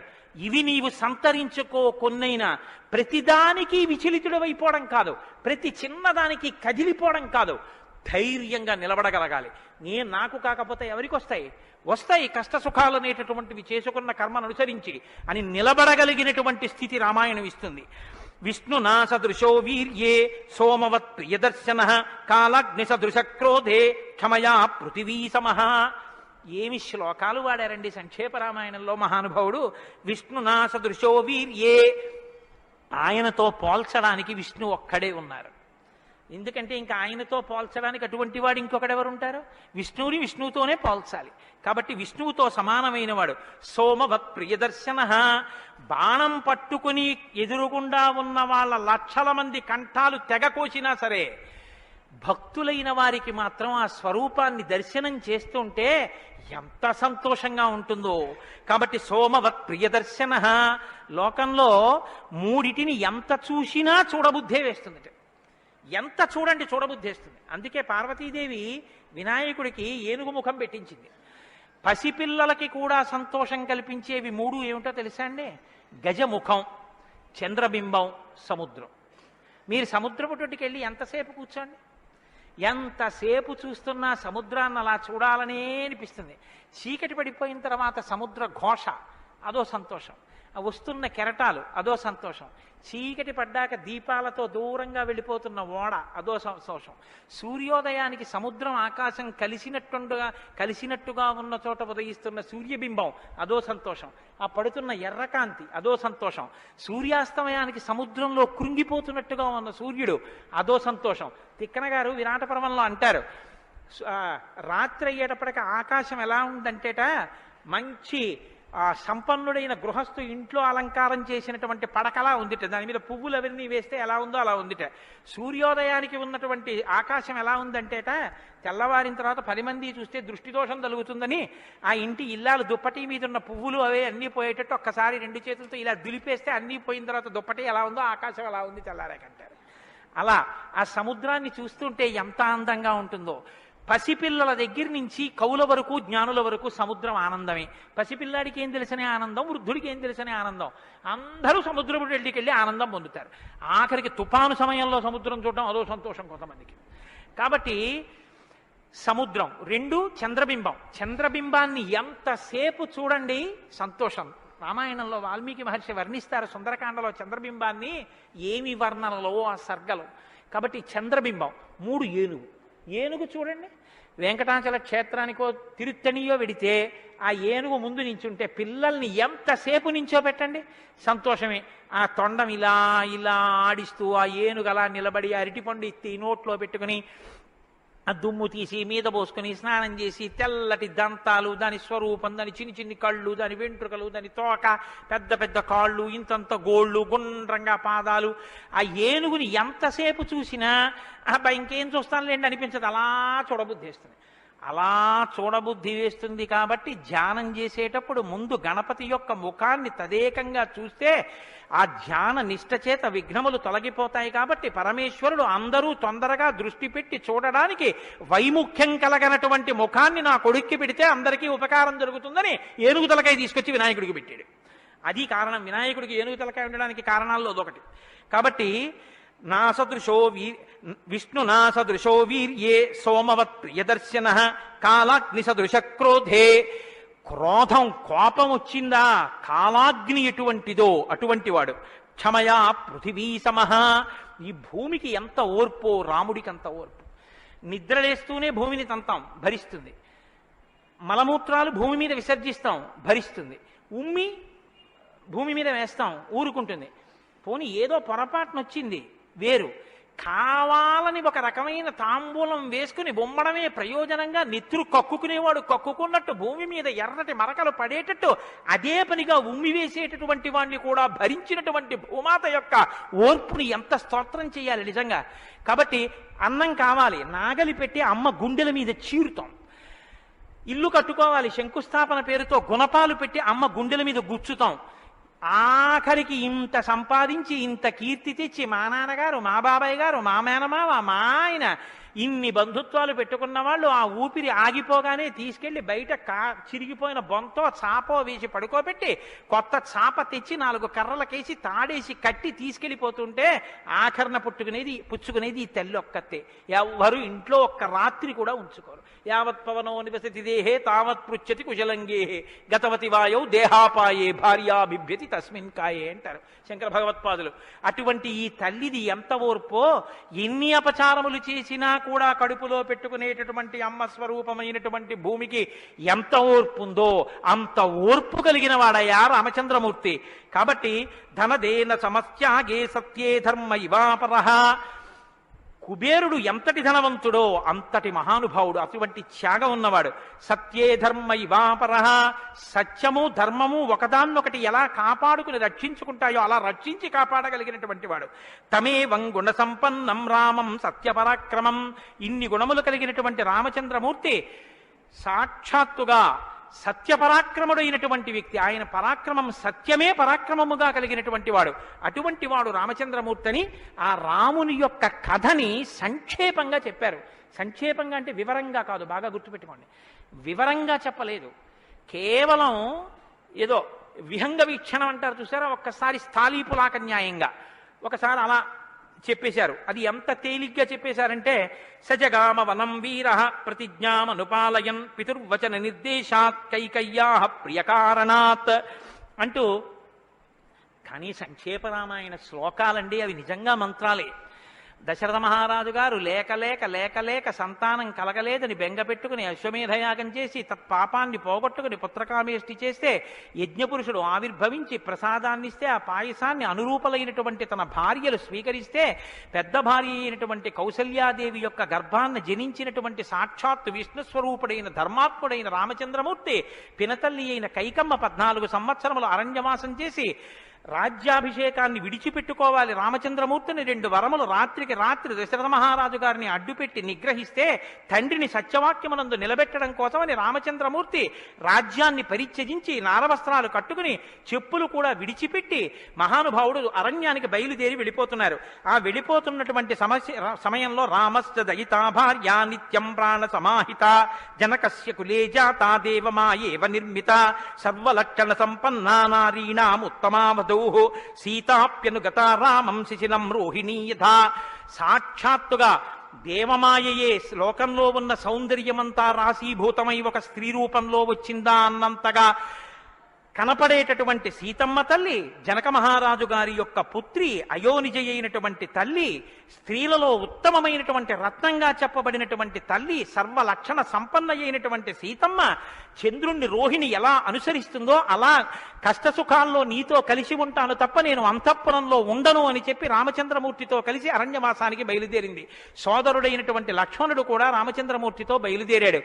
ముగ్గురు అరణ్యవాసం చేస్తున్నటువంటి సమయంలో చిత్రకూట పర్వతం మీద ఉండగా తనకి రాజ్యం కావాలని భరతుడు కోరకపోయినా తల్లి వరం చేత రాజ్యాన్ని పొందడానికి అర్హుడైన భరతుడు మేనమామ గారి ఇంటి నుంచి తిరిగి వచ్చేసరికి దశరథ మహారాజు గారు ప్రాణాలు విడిచిపెడితే నాకు ఈ రాజ్యం వద్దని భరతుడు శత్రుఘ్నుడితో వశిష్ఠుడితో తల్లులతో కలిసి చిత్రకూట పర్వతం దగ్గరికి వెళ్ళి అన్నా రామా నాకొద్దు, ఈ రాజ్యం నువ్వే తీసేసుకోమని ఎంత నిగ్రహించినా ధర్మాత్ముడు సత్యవాక్య పరిపాలకుడైనటువంటి రామచంద్రమూర్తి నా తండ్రిని సత్యంలో నిలబెట్టడం కోసం నేను ఈ వనవాసానికి వచ్చాను తప్ప నాకు ఈ రాజ్యం అక్కర్లేదని స్వీకరించడం మానేసి తన పాదుకలను తీసుకెళ్లి భరతుడికి ఇస్తే భరతుడు పాదుకలను పట్టుకుని నందిగ్రామానికి వచ్చి సింహాసనం మీద పెట్టి రాజ్యం చేస్తుంటే మహానుభావుడు చిత్రకూట పర్వతం మీదే ఉన్నట్టయితే వచ్చినటువంటి తల్లులు సోదరులైనటువంటి భరత శత్రుఘ్నులు జ్ఞాపకానికి వస్తారని చిత్రకూటాన్ని విడిచిపెట్టి దండకారణ్యంలో ప్రవేశించి ఉన్నటువంటి సమయంలో అక్కడ ఉన్నటువంటి రాక్షసులలో ఒకటి అయినటువంటి శూర్పణక వచ్చి రామచంద్రమూర్తి యొక్క తమ్ముడైన లక్ష్మణుడు లేదా సంక్షేప రామాయణం ప్రకారం రాముడంటే లక్ష్మణుడు చేసిన పని రాముడు చేసినట్టే, అందుకని రాముడి చేత ముకుచెవులు కోయబడితే ఆ శూర్పణక చేత ప్రేరేపింపబడిన ఖరదూషణాదులు త్రిశిరస్సు అనేటటువంటి 14,000 మంది రాక్షసులు రాముడి మీద దండెత్తి వస్తే తృణప్రాయంగా 14,000 మందిని నిగ్రహించినటువంటి రామచంద్రమూర్తి యొక్క పరాక్రమాన్ని శూర్పణక వల్ల తెలుసుకున్నటువంటి రావణాసురుడు అసూయతో సీతమ్మ తల్లి మీద మోహంతో సీతమ్మ తల్లిని అపహరించి తీసుకుని వెళ్ళిపోతే ఆగ్రహించినటువంటి రామచంద్రమూర్తి శబరిని దర్శనం చేసి తర్వాతి కాలంలో సుగ్రీవుడితో స్నేహం చేసి వారిని నిగ్రహించి దశ దిశలకి వానరుల్ని పంపిస్తే దక్షిణ దిక్కుకు వెళ్ళినటువంటి హనుమ సీతమ్మ తల్లి యొక్క జాడ కనిపెట్టి 100 యోజనముల సముద్రాన్ని దాటి ఈవలి ఒడ్డుకు వచ్చి రామచంద్రమూర్తికి సీతమ్మ క్షేమవార్త చెప్తే రామచంద్రమూర్తి నీలుని యొక్క సహకారంతో సముద్రానికి సేతువు కట్టి సముద్రాన్ని దాటి ఆవలి ఒడ్డుకు వెళ్లి లంకారాజ్యంలో వానర సహకారంతో రావణ కుంభకర్ణాది వీరులను నిగ్రహించి తిరిగి మళ్ళీ అయోధ్య పట్టణానికి వచ్చి పట్టాభిషిక్తుడై 11,000 సంవత్సరములు ఈ రాజ్యాన్ని పరిపాలన చేసి రామరాజ్యం ఇలా ఉంటుంది అని చెప్పి లోకానికి చాటి చెప్పిన వాడయ్యా రామచంద్రమూర్తి అంటేనే సంక్షేప రామాయణాన్ని కథారూపంగా శ్లోకరూపంగా నారద మహర్షి వాల్మీకి మహర్షిగా ఉపదేశం చేశారు. ఉపదేశం చేస్తే సంతోషించారు. ఆ రామరాజ్యం యొక్క గొప్పతనాన్ని 4 శ్లోకాలు వినకపోతే మనం దోషం చేసిన వాళ్ళం అవుతాం. ప్రహృష్టముదితో లోకస్తుష్ట పుష్ట సుధార్మిక నిరామయో హ్యరోగస్యా దుర్భిక్ష భయవర్జిత న పుత్రమరణం కించిత్ ద్రక్షంతి పురుషః క్వచిత్ నార్యాశ్చా విధమా నిత్యం భవిష్యంతి పతివ్రతాః న చాగ్నిభయం కించిత్ ఆప్సుమజ్యంతి జంతవః న మాతజం భయం కించిత్ నాపి జ్వరకృతం తథా న చాపి క్షుద్భయం తత్ర న తస్కర భయం తథా నగరాణి చ రాష్ట్రాణి ధనధాన్యయుతాని చ నిత్యం ప్రముదితాః సర్వే యథా కృతయుగే తథా అశ్వమేధశతైర్రిష్టా తథా బహుసువర్ణకైః. రామచంద్రమూర్తి రాజ్యం చేసేటటువంటి కాలంలో కొడుకులు మరణిస్తే పెద్దవాళ్ళైనటువంటి వాళ్ళు పిల్లలకి ప్రేతకార్యం చేయడం అన్నది లేదు. స్త్రీలు విధవలై భర్త మరణిస్తే జీవించవలసినటువంటి దౌర్భాగ్యం లేదు. అందరూ పసుపు కుంకాలతో భర్త చేతుల మీద వెళ్ళిపోయేవారు. ఎక్కడ అగ్నిభయం ఉండేది కాదు. జంతువులు నీళ్లలో మునిగి మరణించడం అనేటటువంటిది ఉండేది కాదు. వాతభయం కానీ, అనారోగ్యాలు కానీ, జ్వరాలు ఏర్పడడం కానీ, భయంకరమైన వ్యాధులు పటమరించడం కానీ, దొంగతనం కానీ, క్షుద్బాధ కానీ, ఆకలితో అలమటించడం కానీ, అశాంతి కానీ లోకంలో ఎక్కడా లేవు. అశ్వమేధాది యాగములను చేసి ఎంతో మంది బ్రాహ్మణులకి బంగారాన్ని దానం చేశాడు. గవాం కోట్యయుతం దత్వా బ్రహ్మలోకం ప్రయాస్యతి అసంఖ్యేయం ధనం దత్వా బ్రాహ్మణేభ్యో మహాయశాః. కొన్ని కోట్ల గోవులు దానం చేశాడు. కొన్ని కోట్ల బంగారు నాణెములు దానం చేశాడు. 10 వర్ష సహస్రాణి 10 వర్ష శతాని చ రామో రాజ్యముపాసిత్వా బ్రహ్మలోకం గమిష్యతి. రామో రాజ్యముపాసిత్వ, రాజ్యాన్ని ఉపాసన చేశాడు మహానుభావుడు. అంత గొప్ప పరిపాలన చేసి 11,000 సంవత్సరముల పరిపాలన తర్వాత బ్రహ్మలోకాన్ని చేరుకున్నాడు. ఇదం పవిత్రం పాపఘ్నం పుణ్యం వేదైశ్చ సంహితం. ఈ రామాయణ కథ ఉన్నదే, ఈ రామాయణ కథ పాపములనన్నిటినీ పోగొడుతుంది. ఇది వేదములతో సమానమైనది. యప్పటే రామచరితం సర్వపాపై ప్రముచ్యతే. ఎవరు ఈ రామ కథని వింటున్నారో వాళ్ళకి సర్వ పాపములు తొలగిపోతాయి. సత్యం సత్యం పునఃసత్యం, ఇందులో అనుమానమేమీ లేదు. ఏతదాఖ్యానమాయుష్యం పఠన్ రామాయణం నరః.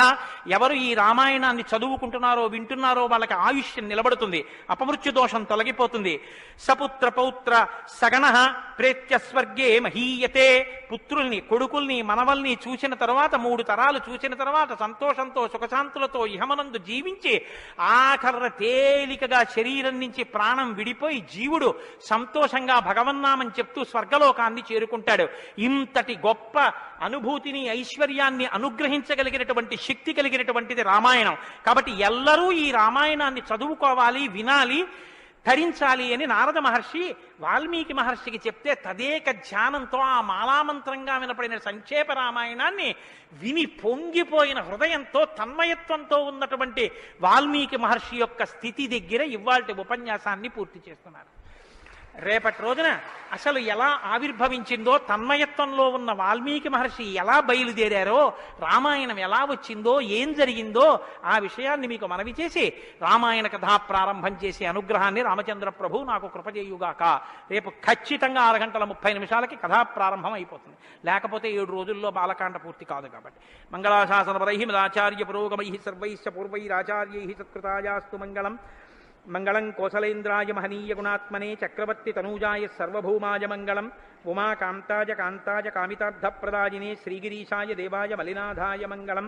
కరచరణకృతం వా కర్మవాక్కాయజం వా శ్రవణనైనిజం వా మానసం వాపరాధం విహితమ విహితం వా సర్వమేత్తక్షమస్వా శివ శివ కరుణాబ్ధే శ్రీ మహాదేవ శంభో సర్వం శ్రీ ఉమామహేశ్వర పరబ్రహ్మార్పణమస్తు. స్వస్తి.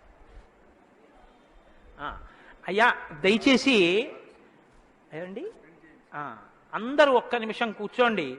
కలియుగంలో అత్యంత పవిత్రమైంది అని కదా నేను మీతో మనవి చేశాను రామనామం గురించి. శ్రీరామాయణం వినడం ఒక మహద్భాగ్యం. నన్ను నమ్మండి, నేను చెప్తున్నానని నేను చెప్పట్లేదు. జీవితంలో రామాయణం వినడం అనేటటువంటిది కొన్ని కోట్ల కోట్ల కోట్ల జన్మల తర్వాత లభించేటటువంటి అదృష్టం. అందున సంపూర్ణ రామాయణం బాలకాండ నుంచి పట్టాభిషేకం వరకు ఏకబిగిన మండల కాలం రామాయణం వినడం అనేటటువంటిది సంభవం అయ్యేటటువంటి విషయం కాదు. అది కేవలం పూర్వపుణ్యం రామానుగ్రహం ఉంటేనే సాధ్యమయ్యేటటువంటి విషయం. అటువంటి రామ కథ విన్న తరువాత మనం కేవలం లేచి వెళ్ళిపోవడం వల్ల ప్రయోజనం కన్నా రామనామాన్ని చెప్పి వెడితే చాలా బాగుంటుంది. రామనామం కేవలం రామ అనడం కన్నా పెద్దలు మనకు ఒక మార్గాన్ని ఇచ్చారు. రామ రామ రామ అని 3 మాటలంటే ఆ రోజున వాళ్ళు విష్ణు సహస్రం చెప్పిన ఫలితం.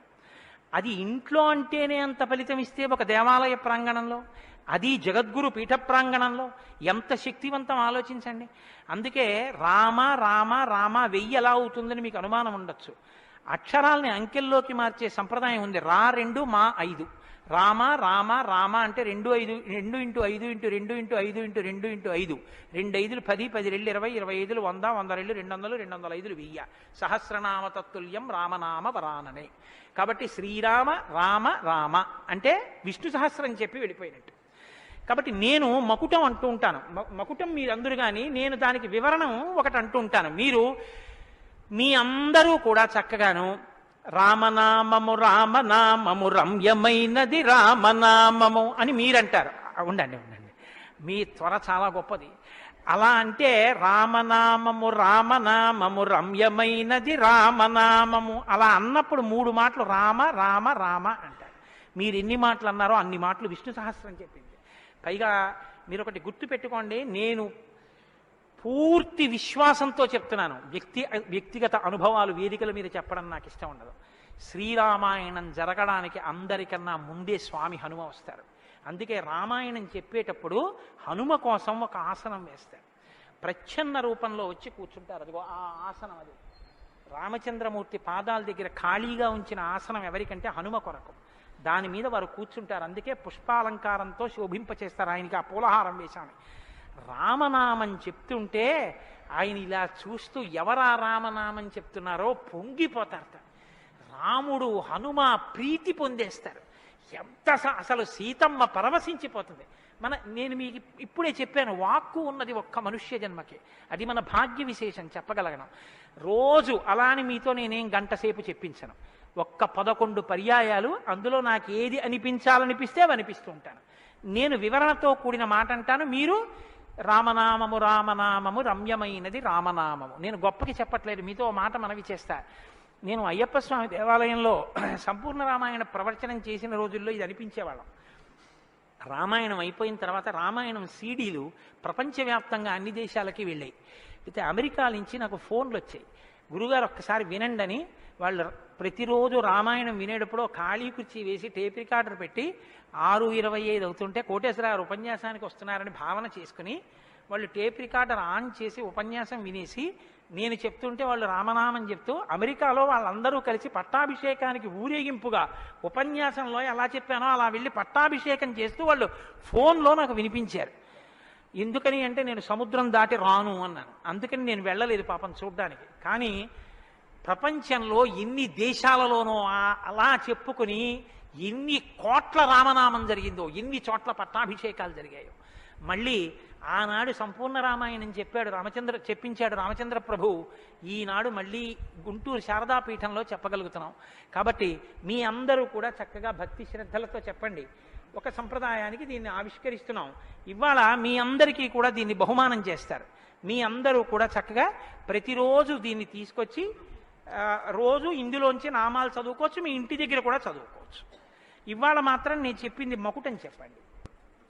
108 నామాల్లో సంపూర్ణ రామాయణం నామరామాయణం అని ఇది కూడా మీకు బహుమానం చేస్తున్నారు. ఇది కూడా మీరు చదువుకోవచ్చు. శ్రీరామనామము రామనామము రమ్యమైనది రామనామము.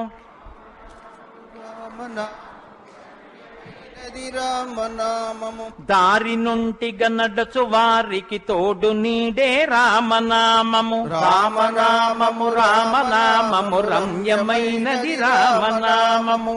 నారదాది మహామునీంద్రులు నమ్మినది శ్రీరామనామము. రామనామము రామనామము రమ్యమైనది రామనామము. కోరి కొలచిన వారికెల్లను కొంగు బంగరు రామనామము. రామనామము రామనామము రమ్యమైనది రామనామము. అండపిండ బ్రహ్మాండములకు ఆధారమైనది రామనామము. రామనామము రామనామము రమ్యమైనది రామనామము. బ్రహ్మ సత్యము జగన్మిథ్యాభావమే శ్రీరామనామము. రామనామము రామనామము రమ్యమైనది రామనామము. ఆంజనేయుని వంటి భక్తులకాశ్రయము రామనామము. రామనామము రామనామము రమ్యమైనది రామనామము. రాకడయు పోకడయు లేనిది రమ్యమైనది రామనామము. రామనామము రామనామము రమ్యమైనది రామనామము. నిర్వికారము నిర్వికల్పము నిర్గుణము శ్రీరామనామము. రామనామము రామనామము రమ్యమైనది రామనామము. జీవితంబున నిత్య జపముగ చేయవలె శ్రీరామనామము. రామనామము రామనామము రమ్యమైనది రామనామము. నిజ స్వరూపము బోధకంబగు తారకము శ్రీరామనామము. రామనామము రామనామము రమ్యమైనది రామనామము. వేదవాక్య ప్రమాణములచే అలరుచున్నది శ్రీరామనామము. రామనామము రామనామము రమ్యమైనది రామనామము. తల్లి వలె రక్షించు సుజనుల నెల్ల కాలము రామనామము. రామనామము రామనామము రమ్యమైనది రామనామము. మంగళంబగు భక్తితో పాడిన శుభకరంబగు శ్రీరామనామము. రామనామము రామనామము రమ్యమైనది రామనామము. స్వస్తి. రేపు 6:30 తిరిగి ప్రవచనాన్ని ప్రారంభం చేద్దాం.